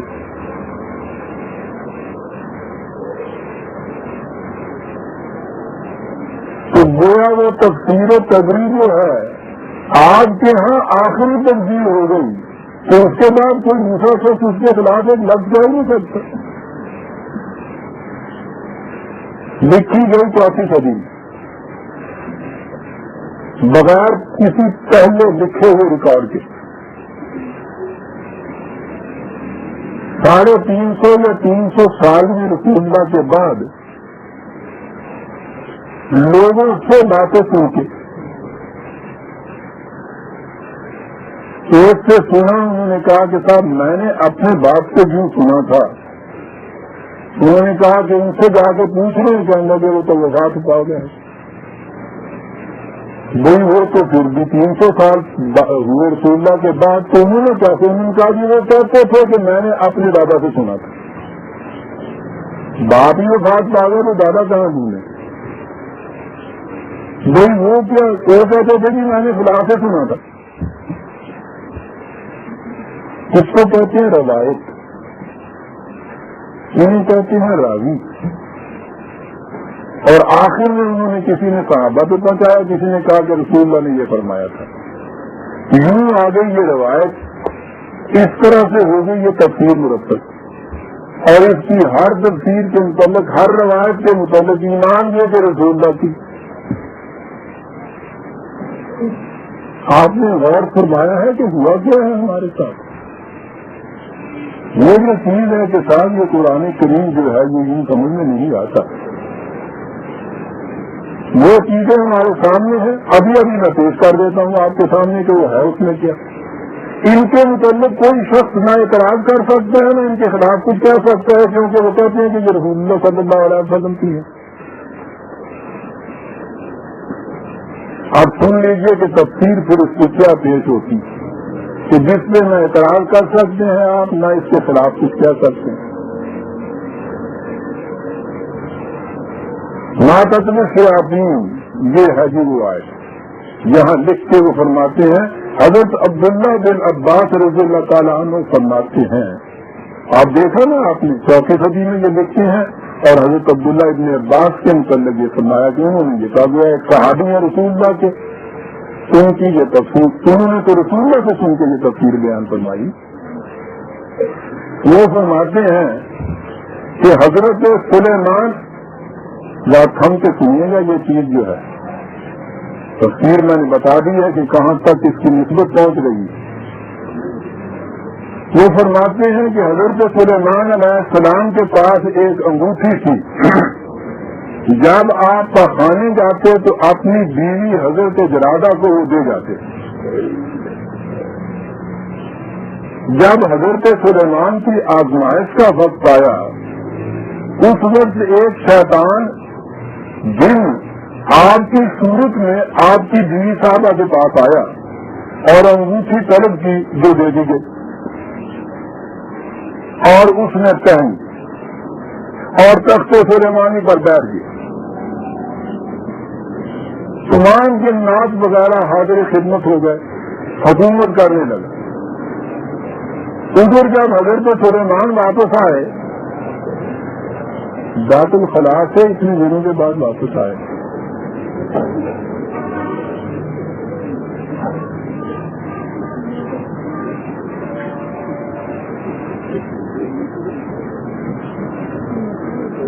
دیکھو صاحب میری اسی کا گناہ بھی آپ کے سر ہوگا, کیونکہ کانگریس سے میں نے آتا آ جانا ہے.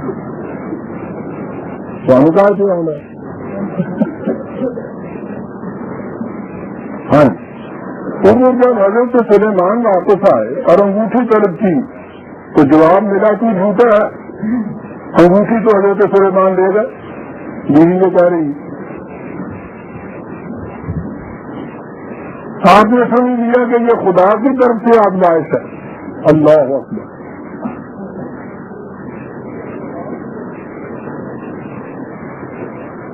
ان دنوں میں شیاطین نے جادو کی اور نجوم کی اور کہانت کی اور شعر اشعار کی اور غیب کی جھوٹی سچی خبروں کی کتابیں لکھ لکھ کر حضرت سلیمان کی کرسی تلے دفن کرنی شروع کر دی. آپ کی آزمائش کا یہ زمانہ ختم ہو گیا تو آپ پھر تخت و تاج کے مالک ہوئے. عمر طویل کو پہنچ کر جب رحلت فرمائی تو شیاطین نے انسانوں سے کہنا شروع کیا کہ حضرت سلیمان کا خزانہ اور وہ کتابیں جن کے ذریعے سے وہ ہواؤں اور جنات پر حکومت کرتے تھے ان کی کرسی تلے دفن ہے, کیونکہ جنات اس کرسی کے پاس نہیں جا سکتے تھے, اس لیے انسانوں نے اسے کھودا تو وہ کتابیں برآمد ہوئی. بس ان کا چرچا ہو گیا اور ہر شخص کی زبان پر چڑھ گیا کہ حضرت سلیمان کی حکومت کا راج جو ہی تھا, بلکہ لوگ حضرت سلیمان کی نبوت سے انکاری ہو گئے اور آپ کو جادوگر کہنے لگے. یہ ہوا جی اس آیہ مقدسہ کی پہلا ٹکڑا جو ہے. اب آگے جو ہے وہ فرشتوں کی بات لکھا ہے کہ حضرت علی, حضرت ابن مسعود, حضرت ابن عباس, حضرت ابن عمر, حضرت کعب احبار, حضرت صدی, حضرت قلبی رحمۃ رضی اللہ تعالیٰ عنہ فرماتے ہیں یہ سارے اتنے صحابی راضی ہو گئے. یہ اگلی آئی تفسیر کی روایت لکھا ہے کہ اب اس حدیث کو سنو.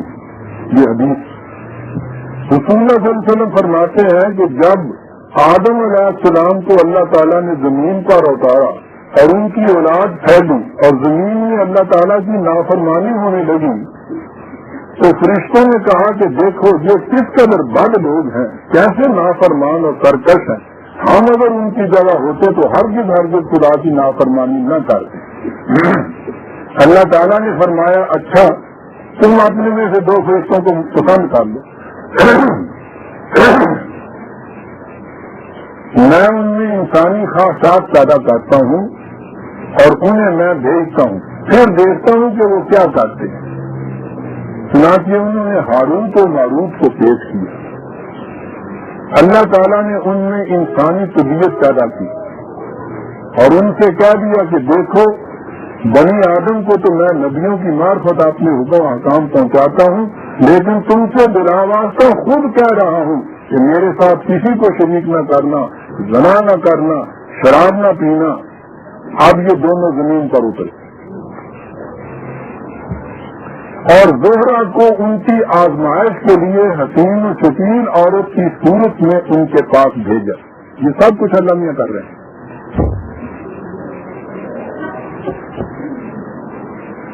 جسے دیکھ کر یہ مفتون ہو گئے اور اس سے میری بیٹیاں بہنیں معاف رکھی، اس سے پھر بات کرنا چاہا۔ اس نے کہا اگر تم شرک کرو تو میں منظور کرتی ہوں۔ انہوں نے جواب دیا کہ یہ تو ہم سے نہ ہو سکے۔ وہ چلی گئی، پھر آئی اور کہنے لگی اچھا اس بچے کو قتل کر ڈالو تو مجھے تمہاری خواہش منظور کرنی۔ انہوں نے اسے بھی نہ مانا۔ وہ پھر آئی اور کہا کہ اچھا یہ شراب پی لو۔ انہوں نے اسے ہلکا گناہ سمجھ کر منظور کر لیا۔ اب نشہ میں مست ہو کر گناہ گاری بھی کی اور اس بچے کو بھی قتل کر ڈالا۔ جب ہوش و واس درست ہوئے تو اس عورت نے کہا جن جن کاموں کا تم پہلے انکار کرتے تھے سب تم نے کر ڈالے۔ یہ نادم ہوئے، انہیں اختیار دیا گیا کہ یا تو عذاب دنیا کو اختیار کرو یا عذاب اخروی کو۔ انہوں نے دنیا کے عذاب کو پسند کیا اور ان کو اس طرح سے بابل کے کنویں میں لٹکا دیا گیا۔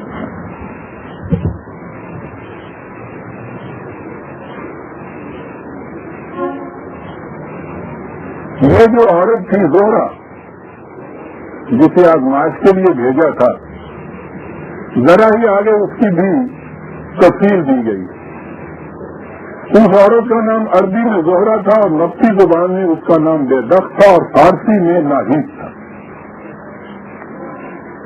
یہ عورت اپنے خامن کے خلاف ایک مقدمہ لائی تھی ان فرشتوں کے پاس۔ جب انہوں نے اس سے برائی کا ارادہ کیا تو اس نے کہا پہلے مجھے میرے خامن کے خلاف حکم دو تو مجھے منظور ہے۔ عدالت میں دیکھ رہے ہیں یہ کیا کچھ ہو رہا ہے۔ انہوں نے ایسا ہی کیا، انہوں نے ایسا ہی کیا۔ پھر اس نے کہا کہ مجھے یہ بھی بتا دو کہ تم کیا پڑھ کر آسمان پر چڑھ جاتے ہو اور کیا پڑھ کر اترتے ہو۔ انہوں نے یہ بھی بتا دیا۔ چنانچہ وہ اسے پڑھ کر آسمان پر چڑھ گئی لیکن اترنے کا وظیفہ بن گئی۔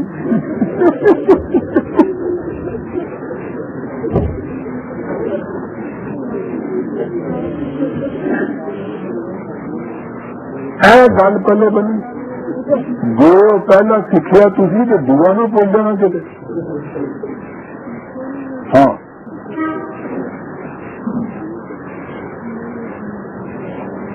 دیکھو اترنے کا وظیفہ بھول گئی اور وہیں ستارے کی صورت میں مسق کر دی گئی۔ حالانکہ زہرا ستارہ سب سے خوبصورت ہوتا ہے یار، لیکن مسق کر دی گئی۔ حضرت عبداللہ بن عمر جب کبھی زہرا ستارے کو دیکھتے تو لعنت بھیجا کرتے تھے۔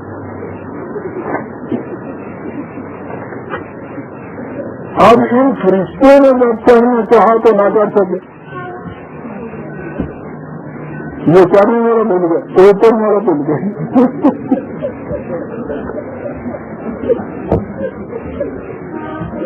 آپ پھر ہنس رہے ہیں صاحب، مجھے پھر ہنسی آ جاتی ہے۔ حضرت مجاہد فرماتے ہیں یہ سب بڑے بڑے محدث ہیں، بڑے بڑے مفسر ہیں، یہ ائمہ کرام ہیں جن کے یہ نام آ رہے ہیں سامنے آپ کے. فرماتے ہیں پہلے تو چند دنوں تک تو یہ فرشتے ثابت قدم رہے، صبح سے شام تک عدل کے ساتھ حکومت کرتے رہتے، شام کو آسمان پر چڑھ جاتے، پھر زورا کو دیکھ کر اپنے نفس پر قابو نہ رکھ سکے، زورا ستارے کو ایک خوبصورت عورت کی شکل میں بھیجا گیا. یہ تھا ہاروت ماروت کا قصہ.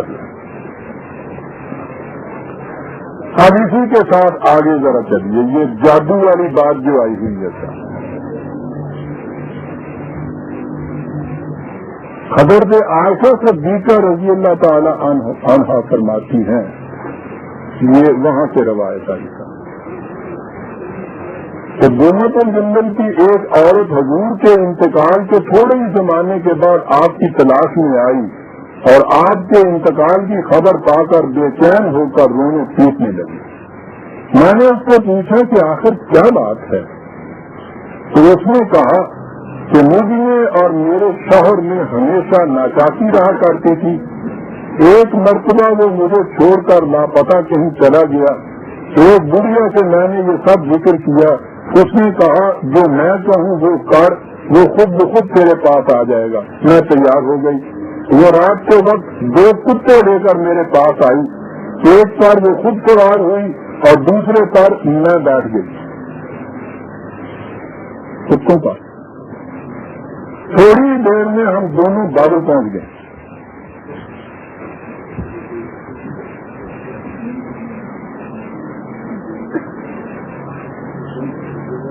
میں نے دیکھا کہ 2 شخص ادھر لٹکے ہوئے ہیں اور لوہے میں جکڑے ہوئے ہیں.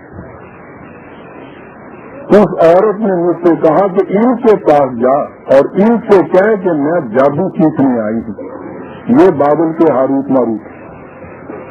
میں نے ان سے کہا، انہوں نے کہا سن ہم تو آزمائش میں ہیں، تو جادو نہ سیکھ، اس کا سیکھنا کفر ہے. میں نے کہا میں تو سیکھوں گی. انہوں نے کہا کہ اچھا پھر جا اور اس تنور میں پیشاب کر کے چلی جا. میں گئی، ارادہ کیا، لیکن کچھ دہشت کی تاریں ہوئی اور میں واپس آ گئی اور کہا میں فارغ ہو آئی. انہوں نے پوچھا کیا دیکھا؟ میں نے کہا کچھ نہیں. انہوں نے کہا تو غلط کہتی ہے، ابھی تک کچھ نہیں بگڑا کیونکہ تیرا ایمان ثابت ہے، اب بھی لوٹ جا اور کفر نہ کر. میں نے کہا مجھے تو جادو سیکھنا ہے. انہوں نے پھر کہا اور اس تندور میں پیشاب کر کے میں پھر گئی. 2 اب کی مرتبہ بھی دل نہ چلا، واپس آئی، پھر اسی طرح سوال جواب ہوئے. میں تیسری مرتبہ پھر تندور کے پاس گئی اور دل کڑا کر کے پیشاب کرنے کو بیٹھ گئی. ہاروت ماروت فرشتے وہ جادو سکھا رہے ہیں اس بڑھیا کو. میں نے دیکھا کہ ایک گھوڑ سوار منہ پر نقاب ڈالے نکلا اور آسمان پر چڑھ گیا. میں واپس چلی آئی، ان سے ذکر کیا. انہوں نے کہا ہاں اب کی مرتبہ تو سچ کہتی ہے، وہ تیرا ایمان تھا جو تجھ سے نکل گیا، اب جا چلی جا. میں آئی اور اس بڑھیا سے کہا کہ انہوں نے تو مجھے کچھ بھی نہیں سکھایا. اس نے کہا بس تیرے سب کچھ آ گیا، اب تو جو کہے گی ہو جائے گا، بس ایمان نکل بھی دے. تھوڑا کام نہیں نہ ہوں اج کل گل بالکل ٹھیک ہے. تھوڑی تھوڑی جی ہوتی ایمان دی والی ہوں یہ کھ کے دیکھو کسان تعلیم سے جا جائے تو سارا ڈانگڑا روزمہ روز کا پوچھتا ہے جہاں نہ ہو تو میرے لب لگ.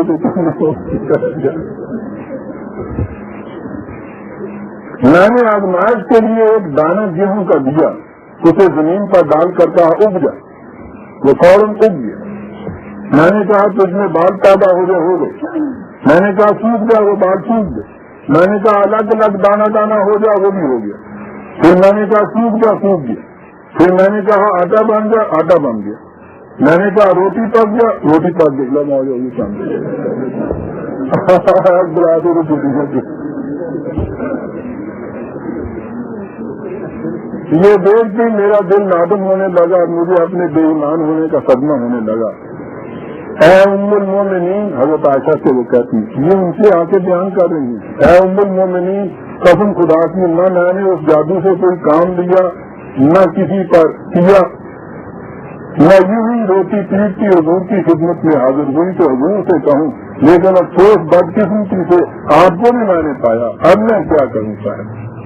اور اس کے بعد پھر وہ لمبا چوڑا ہے کہ اسے کیا سکھایا گیا اور کیا کچھ کرایا گیا تو وہ جادو کا اثر گیا تو وہ دور ہوا، سمجھ لیں۔ یہ ہے جی، یہ میں نے اس میں سے صرف 2-3 پڑھی، سارے ورقے اچھے نہیں آ گئے، اور یہی کچھ ہے۔ اس کے بعد قرآن کریم کی آیت آپ کے سامنے آئی، ترجمہ آپ نے سن لیا جو متداول چلا آ رہا ہے، نہیں سمجھ میں آئی بات آپ تفسیر کی طرف چلیں۔ سب سے معتبر تفسیر جو آپ کے یہاں کی ہے آپ نے اس کو اٹھا کے یہ دیکھ لیا، جیسے آپ نے یہ اس میں سے تفسیر کو پڑھا، قرآن کریم کی اس کی پور عظمت کا نقشہ آپ کے دل پہ سب سے عزیزہ نے مانا۔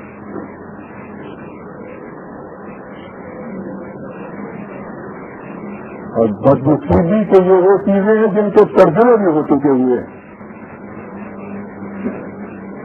جو قرآن آپ نے دنیا کے سامنے پیش کیا ہوا ہے وہ قرآن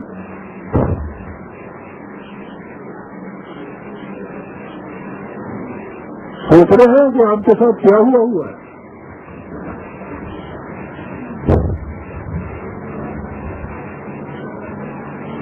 کہاں سے یہ آئی چیزیں؟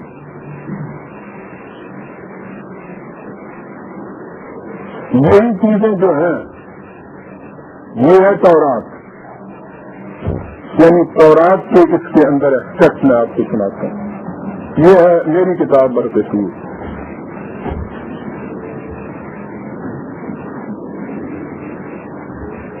پہلی چیز اس کے اندر تھی وَاتَّبَعُوا مَا تَتْلُو الشَّيَاطِينُ عَلَى مُلْكِ سُلَيْمَانَ۔ تورات میں ہے کہ وہ سلیمان کے زمانے میں ایک شخص یربعام نامی نے حیا کاہن کے ساتھ مل کر آپ کی سلطنت کے خلاف تک سازشیں کی تھی۔ یہ ایک چیز ذہن میں رکھیے گا کہ حضرت سلیمان کی سلطنت کے خلاف ان لوگوں نے کچھ سازشیں کی تھی۔ سازش جو تھی اس میں کیا کرتے تھے، ہمیشہ جو کچھ سازشی کرتے ہیں، الزام تراشیاں، افتراء پردازیاں، تہمتیں، جھوٹا پروپیگنڈا، لیکن انہوں نے تو یہ کچھ کیا ہوگا، یہ تو اپنی تفسیر آپ نے سنی نا۔ اب یہ اہل کتاب کی کتاب دیکھیے، یعنی وہ ان کے ہاں کا قرآن سن لیجیے، اس کی تفسیر نہیں۔ یہ جو تورات موجودہ ہے آپ کے ہاں، یہ اس کے اندر لکھا ہوا ہے، یہ ان سازشیوں کا پروپیگنڈا نہیں کہا ہوا، بلکہ خود تورات حضرت سلیمان علیہ السلام کی جو تاریخ بیان کرتا ہے اس میں یہ لکھا ہوا، کتاب سلاطین، 2 کتابیں سلاطین کی تورات کے اندر۔ میں یہ عرض کر دوں کہ تورات حضرت موسیٰ علیہ السلام کی کتاب کو نہیں کہتے، تورات نام ہے ان تمام کتابوں کے مجموعے کا جو انبیاء بنی اسرائیل کی طرف منسوب کی جاتی ہیں بجز حضرت عیسیٰ علیہ السلام کی۔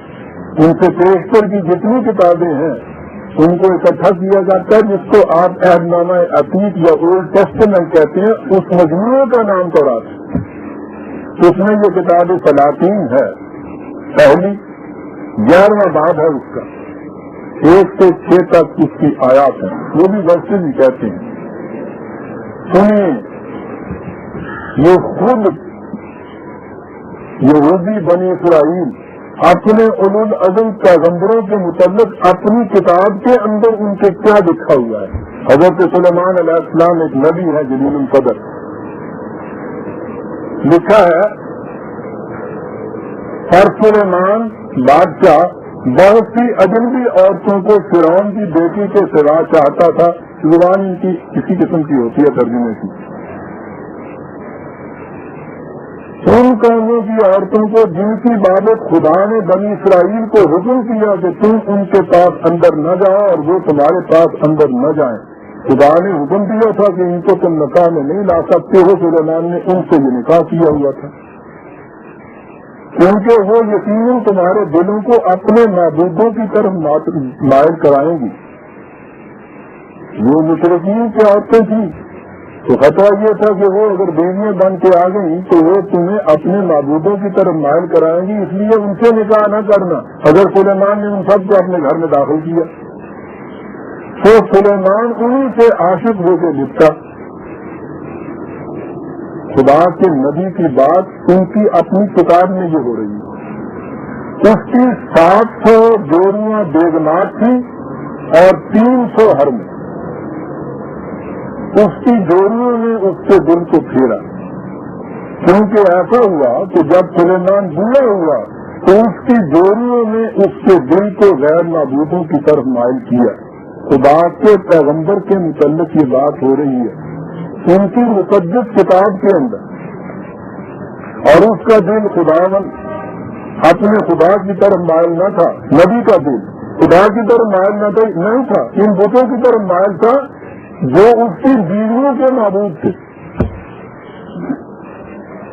جیسا اس کے بعد داؤد کا دل مائل تھا ویسا اس کا نہیں. تو سلیمان نے سیدانیوں کی دیوی استارات اور بنی مون کے بیوہ ملکون کی پیروی کی. خدا کا پیغمبر بتوں کی پرستش کر رہا ہے اور سلیمان نے خداون کی نظر میں بدی کی اور اس نے خداون کی پوری پیروی اپنے باپ دادا کی طرح نہ کی. یہ کیا بات ہوئی؟ وہاں تھا نا کہ سلیمان نے کہا کہ میری آزمائش ہو رہی ہے. تو یہ ہے کہ یہ کیا تھا سلیمان نے جس کی وجہ سے اس کے اوپر وہ عذاب آ رہا تھا. وہ جو آپ کی تفسیر میں لکھا ہوا ہے. اچھا جی. تو اب بس اس کا دل خداوند اسرائیل کے خدا سے جو اسے 2 بار دکھائی دیا برگشتہ ہو گیا اور اس لیے خداوند سلیمان کا غضبناک ہوا. تو اس نے اسے حکم کیا تھا کہ وہ اجنبی معبودوں کی پیروی نہ کرے.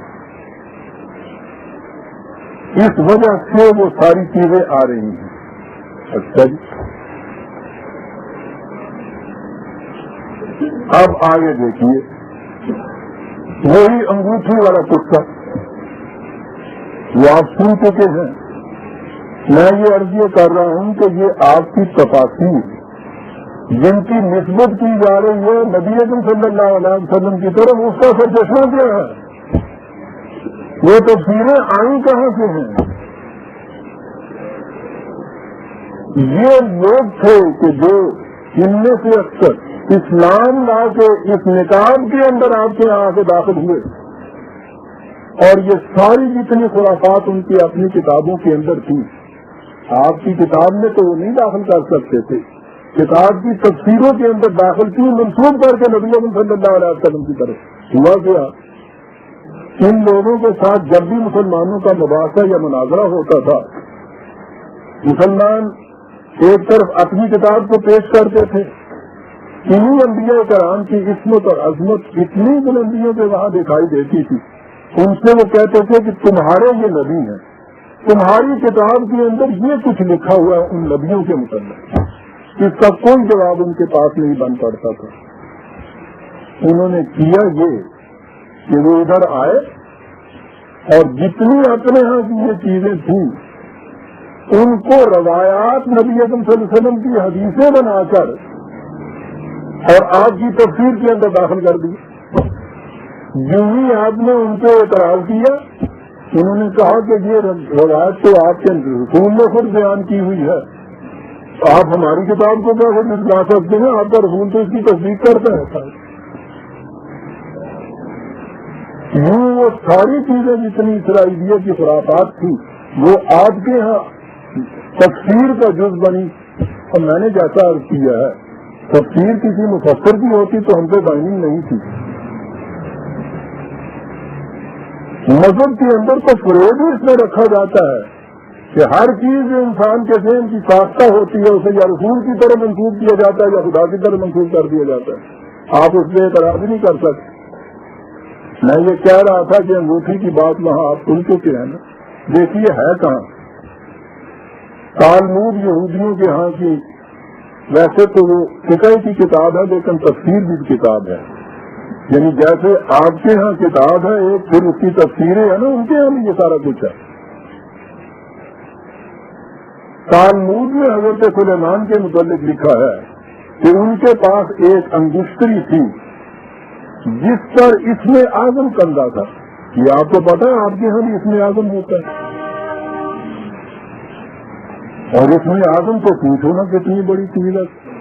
کہا جاتا ہے کہ جس کو اسم اعظم جس کو آ جاتا ہے وہ تو عرش تک کے لیے اقتدار اور قوتیں اس کو حاصل ہو جاتی ہیں.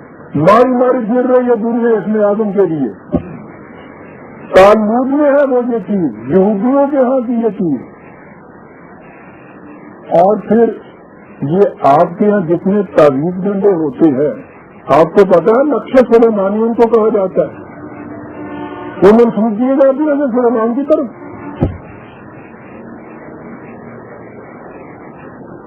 حضرت سلیمان کے پاس انگشتری تھی جس پر اسم اعظم کندہ تھا, جس کی تاثیر سے انسان, حیوان, پرند, جنات, بھوت سب آپ کے مسخر تھے.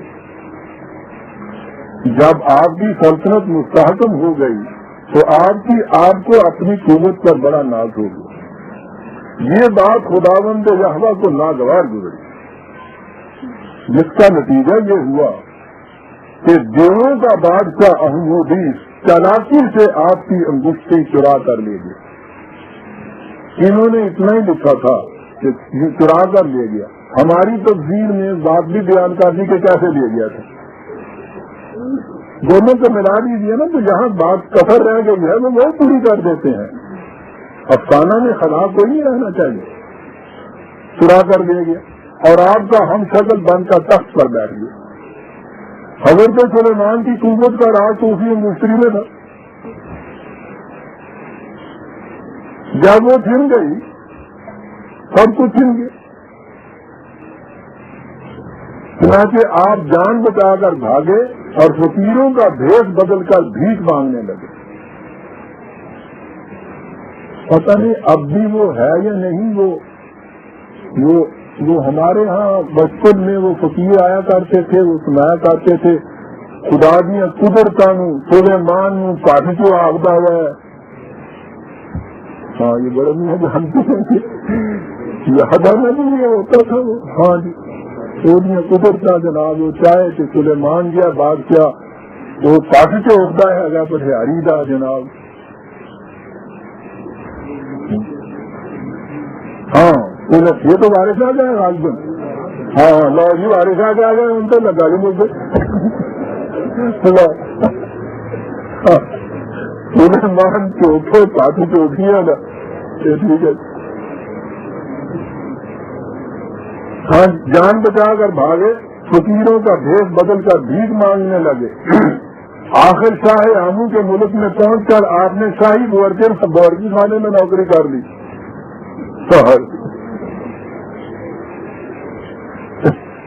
بادشاہ کہانی سننے لگ.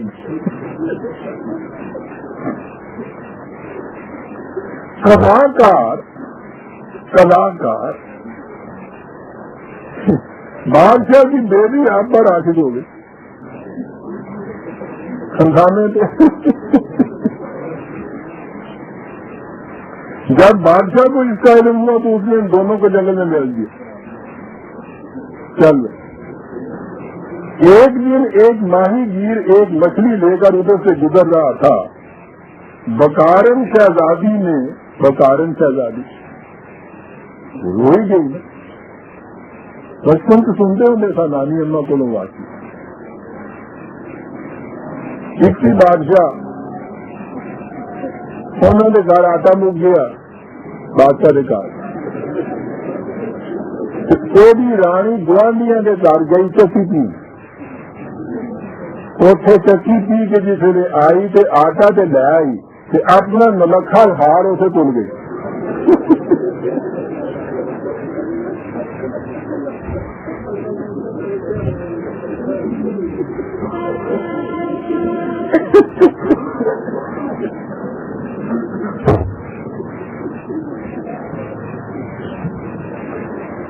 مکارم شہزادی نے وہ مچھلی اس سے خرید لی اور جس وقت اس کا پیٹ چاک کیا تو اس میں سے ایک انگوٹھی برآمد ہوئی. حضرت سلیمان نے فوراً پہچان لیا کہ یہ وہی انگوٹھی ہے. اسے فوراً اٹھا لیا اور آنکھ جھپکنے کے عرصے میں یروشلم پہنچ کر اس غدار کو قتل کیا اور خود تخت حکومت کا متمکن ہو گیا. یہ سننے عزیزان مان آپ نے داستانے یہ اہل کتاب کی خدا کی کتاب، یہ اس کے اندر خدا کے انبیاء سے نکل. قرآن کریم آیا اور اس نے آ کے ان انبیاء کرام کے سیرت و کردار پر جس قدر یہ افسانوی پردے پڑے ہوئے تھے ایک ایک کو شاذ کر کے ان کی منزہ پاکیزہ بلند سیرت کو سامنے لے آیا. انبیاء کرام ہی کی نہیں شاید اس کی تو کشادہ نہیں کیا، وہ تو حقیقت کو چونکہ بیان کرتا ہے. یعنی اور تو اور حضرت عیسیٰ علیہ السلام کے وہ 12 حواری جن کے متعلق عیسائیوں کا متفقہ فیصلہ ہے اور ان کی انجیل میں یہ چیز لکھی ہوئی ہے کہ جب حضرت عیسیٰ علیہ السلام پہ وہ ہاتھ ڈالا گیا تھا تو وہ سارے بھاگ گئے تھے ان کو چھوڑ کے، اکیلے ان کو حوالے کر دیا ان کو تو بھاگے گئے چھوڑ کے. یہ کریکٹر بتایا ہوا ہے. عیسائی ان کو اپوسٹل کہتے ہیں، رسول.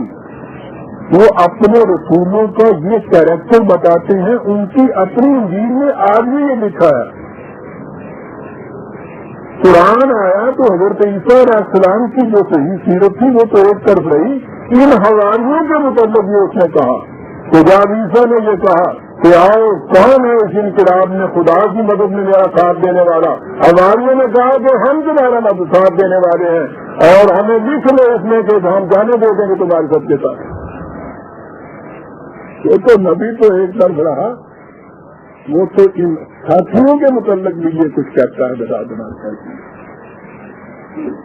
جن کے وہ اپوسٹل ہیں وہ ان کی وہ سیرت بیان کر رہے ہیں.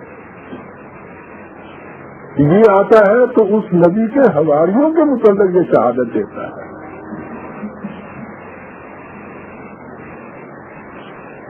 بات دوسری طرف چلی جائے گی. آپ کی تاریخ میں بھی تو آپ کے نبی کے حواریوں کے متعلق پھر کچھ کام نہیں کیا ہوا.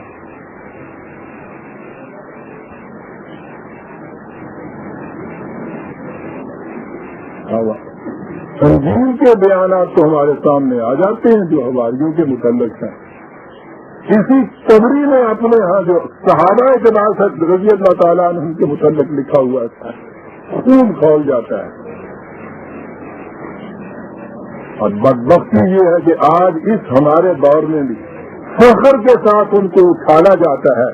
کتابیں لکھی جاتی ہیں خلافت و ملوکیت کے اوپر، ہزاروں کی تعداد کے اندر ان کو پھیلایا جاتا ہے اور بڑا فخر کیا جاتا ہے اس بات کے اوپر معاذ اللہ کہ ہمارے صدر طیب نے نبی کے یہ پھل پیدا کیے ہوئے تھے. اللہ اکبر.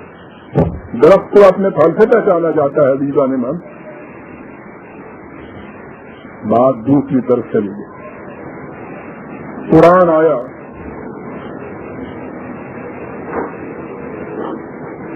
میں نے کہا یہ ہے کہ وہ جتنے افسانے ایسے آئے ہوئے ایک ایک کی وہ تردید کرتا ہوا چلا جا رہا ہے.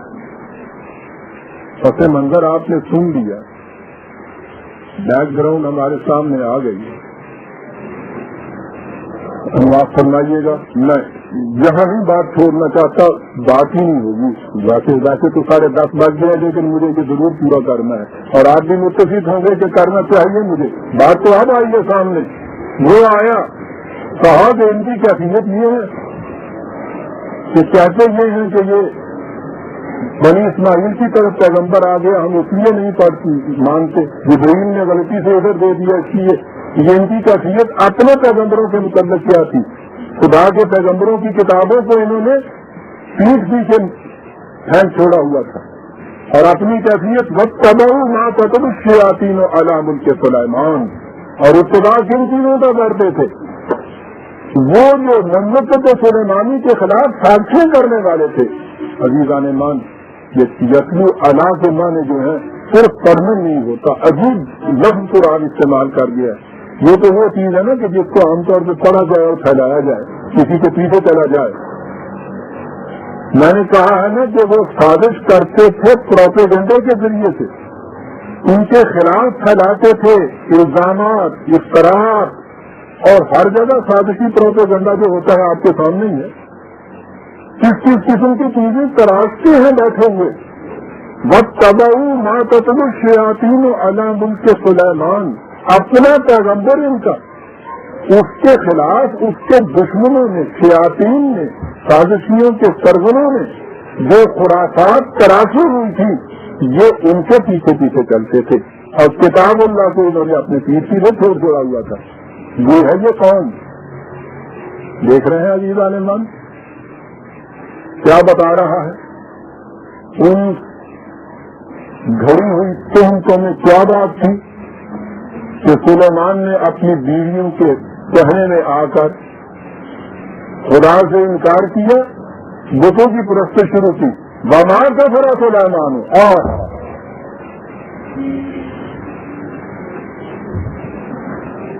کہنے کو یہ ان کے پیغمبر ہیں، ان کی ڈیفینس کون پیش کر رہا ہے؟ وَمَا كَفَرَ سُلَيْمَانُ وَلَٰكِنَّ الشَّيَاطِينَ كَفَرُوا، یہ خود تھے جو کچھ یہ کرتے تھے، شیاطین کہیں منسوب کرتے تھے خدا کے ولی اعظم پیغمبر کی طرف۔ یہ نقش اور چونے اور ٹوٹکے اور جادو یہ سارا کچھ منسوب کرتے ہیں سلیمان کی طرف، نقش سلیمانی کہہ کے۔ وَيُعَلِّمُونَ النَّاسَ السِّحْرَ، یہ تھے وہ شیاطین جو لوگوں کو اس قسم کے یہ چونے اور ٹوٹکے اور یہ جادو اور یہ خرافات کی چیزیں یہ ان کو سکھاتے تھے۔ پھر یہ قصہ کہ صاحب بابل نے کہتے ہیں ان کے ہاں کے جو وہی پروپیگنڈا تھا ان میں اس قسم کی چیزیں تھیں، کبھی سلیمان کے متعلق کہ وہ کفر کرتا تھا، جادو سکھاتا تھا، کبھی یہ کہ بابل میں 2 فرشتے اترے ہوئے تھے، یہ ان کی بات بیان کر رہا ہے قرآن۔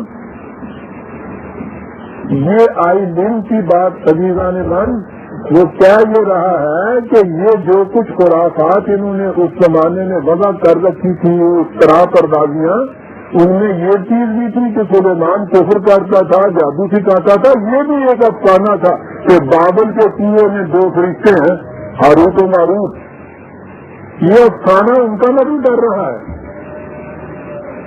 اور وہ پھر لوگ ان کے پاس جاتے ہیں، وہ لوگوں کو جادو سکھاتے ہیں، جادو سکھانے سے پہلے یہ کہتے ہیں کہ دیکھو بھائی یہ جادو والی بات جو ہے یہ ہے کافر والی بات، ہم آپ تم سے کہہ دیتے ہیں کہ کفر نہ کرو، لیکن وہ سیکھنے والے تو اس قدر خاص مند ہوتے ہیں، وہ کہتے ہیں کہ نہیں صاحب اس کے باوجود ہمیں سکھائیے، وہ کہتے ہیں کہ اچھا اگر تم ایسے تو پھر ہو تو دیجیے، سکھا دیتے ہم تم کو۔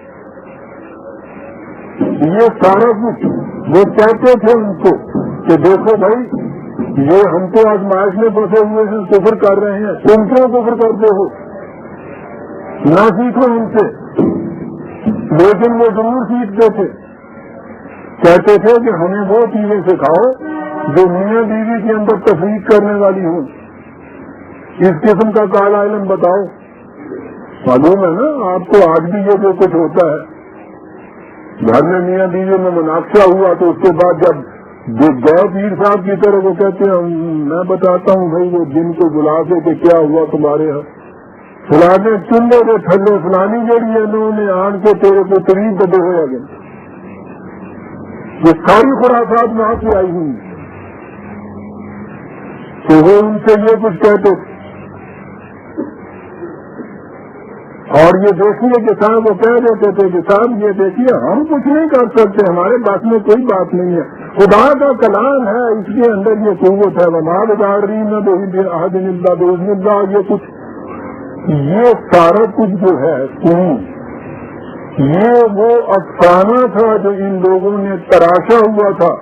قرآن کہتا ہے مائن کچھ نہیں تھا، نہ ہم نے ان کو کوئی نازل کیا ہے، نہ وہ کوئی بریجتے تھے، نہ وہ کچھ سکھاتے تھے، نہ وہ یہ کچھ کہتے تھے، ساری بکواس کیے تھے۔ ایک ماں نے عزیزہ نے من معاملہ صاحب کر کے رکھی۔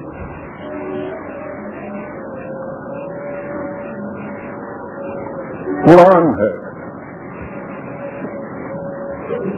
تو پورے دماغ میں جو کھانا ہو تو کیا چاہیے؟ اسرائیلیات کی خرافات کے افسانے دماغوں کے اندر، اور پھر اتنی بڑی سازش کہ ساری وہ چیزیں خرافات کی جو ہیں آپ کے یہاں حدیث سے روایتیں تفسیریں بن کے آپ کے یہاں کی تفسیروں کے اندر موجود، ان سے انکار نہیں کیا جا سکتا تھا۔ قرآن کا اعجاز ہے، کتنی بڑی چیزیں ان کے ہاں کی ایک لفظ کے اندر کہہ دیا،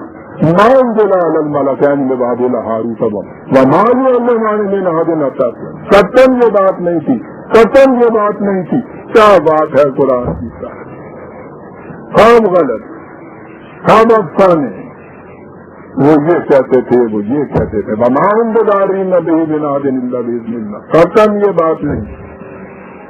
وَيَتَعَلَّمُونَ مَا يَضُرُّهُمْ وَلَا يَنفَعُهُمْ، یہ چیزیں ٹوٹ کے یہ جادو خرافات اس میں ٹھیک ہے کچھ فائدے حاصل ہو جاتے ہیں، ٹھیک ہے جی، ڈبہ پیر میں پوچھو ٹھیک ہے سنتا ہے آگے۔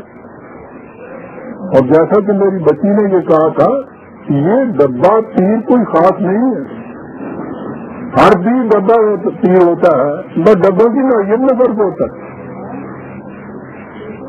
وہ کہتے ہیں کہ یہ ٹھیک ہے، اس سے فائدہ ہوتے ہیں، لیکن ایک کاش کہ انہیں پتہ ہوتا وَلَقَدْ عَلِمُوا لَمَنِ اشْتَرَاهُ مَا لَهُ فِي الْآخِرَةِ مِنْ خَلَاقٍ، کہ یہاں تو چند ٹکے مل جائیں گے ان کو، زندگی کے مستقبل میں تو ان کا کوئی حصہ نہیں ہوتا۔ مَا لَهُ فِي الْآخِرَةِ مِنْ خَلَاقٍ وَلَبِئْسَ مَا شَرَوْا بِهِ أَنفُسَهُمْ، چند پیسے تو یہ لے لیتے ہیں، عزیزان من غور کیجئے کیا کہہ گیا قرآن، چند پیسے وصول کر لیتے ہیں، اپنے آپ کو بیچ دیتے ہیں۔ اللہ لو کانوا یعلمون، ایک کاش اتنی سی بات بھی سمجھ لیتے، یہ بات تو ایک چھوٹا سا دکاندار بھی سمجھ لیتا ہے، وہ بھی کبھی نہیں چاہتا کہ گاہک آ کے اس سے کہے کہ صاحب یہ لیجئے 100 روپیہ دیتا ہوں، جان دے دیجیے اپنی، جان دے دیجیے وہ اولاد میں بس بھیجے گا، کبھی وہ یہ نہیں کرتا، وہ کہے 10,000 لے لیجیے، کہتے بچے کیا ہو، کیا یہ رہا ہے کہ چند ٹکے لیتے ہیں، اپنا آپ بیچ دیتے ہیں۔ لو کانوا یعلمون، ایک کاش اتنی سی بات ان کی سمجھ میں آ جاتی تو پھر تو یہ کچھ نہ کر دیتا۔ یہ ہے عزیزان من وہ آیت جس کے اس ترجمے میں یہ کچھ الجھاؤ ڈالے، جس کی اس تفسیر میں آپ کے یہاں، اور یہ تفسیر آپ کے یہاں اس وقت تک متداول چلی آ رہی ہے، یاد رکھیے، اسی نے اس کی تردید نہیں کی ان تفسیروں کی، اس لیے کہ تردید کوئی کر نہیں سکتا، تردید کرنے والے کے متعلق کہا جاتا ہے تم زیادہ قرآن کو سمجھتے ہو یا رسول اللہ صلی اللہ علیہ وسلم سمجھتے تھے؟ کون کہہ سکتا ہے کہ میں زیادہ سمجھتا ہوں؟ ہم کہتے یہ ہیں کہ جنہیں تم رسول اللہ کی تفسیر بتاتے ہو حضور کی ہے نہیں، یہ بات یہ ہے عزیزان من، اور یہ ہے قرآن۔ ایک ماں نے اس قرآن کے ساتھ سارا مسئلہ حل کر کے رکھ دیا۔ 102 تک ہم آج آ گئے۔ وَلَوْ أَنَّهُمْ آمَنُوا وَاتَّقَوْا لَمَثُوبَةٌ مِّنْ عِندِ اللَّهِ خَيْرٌ لَّوْ كَانُوا يَعْلَمُونَ، بڑی عمدہ بات ہے کیونکہ رکوع ختم ہو جاتا ہے، کہا کہ اگر یہ صداقتوں پر ایمان لاتے اگر یہ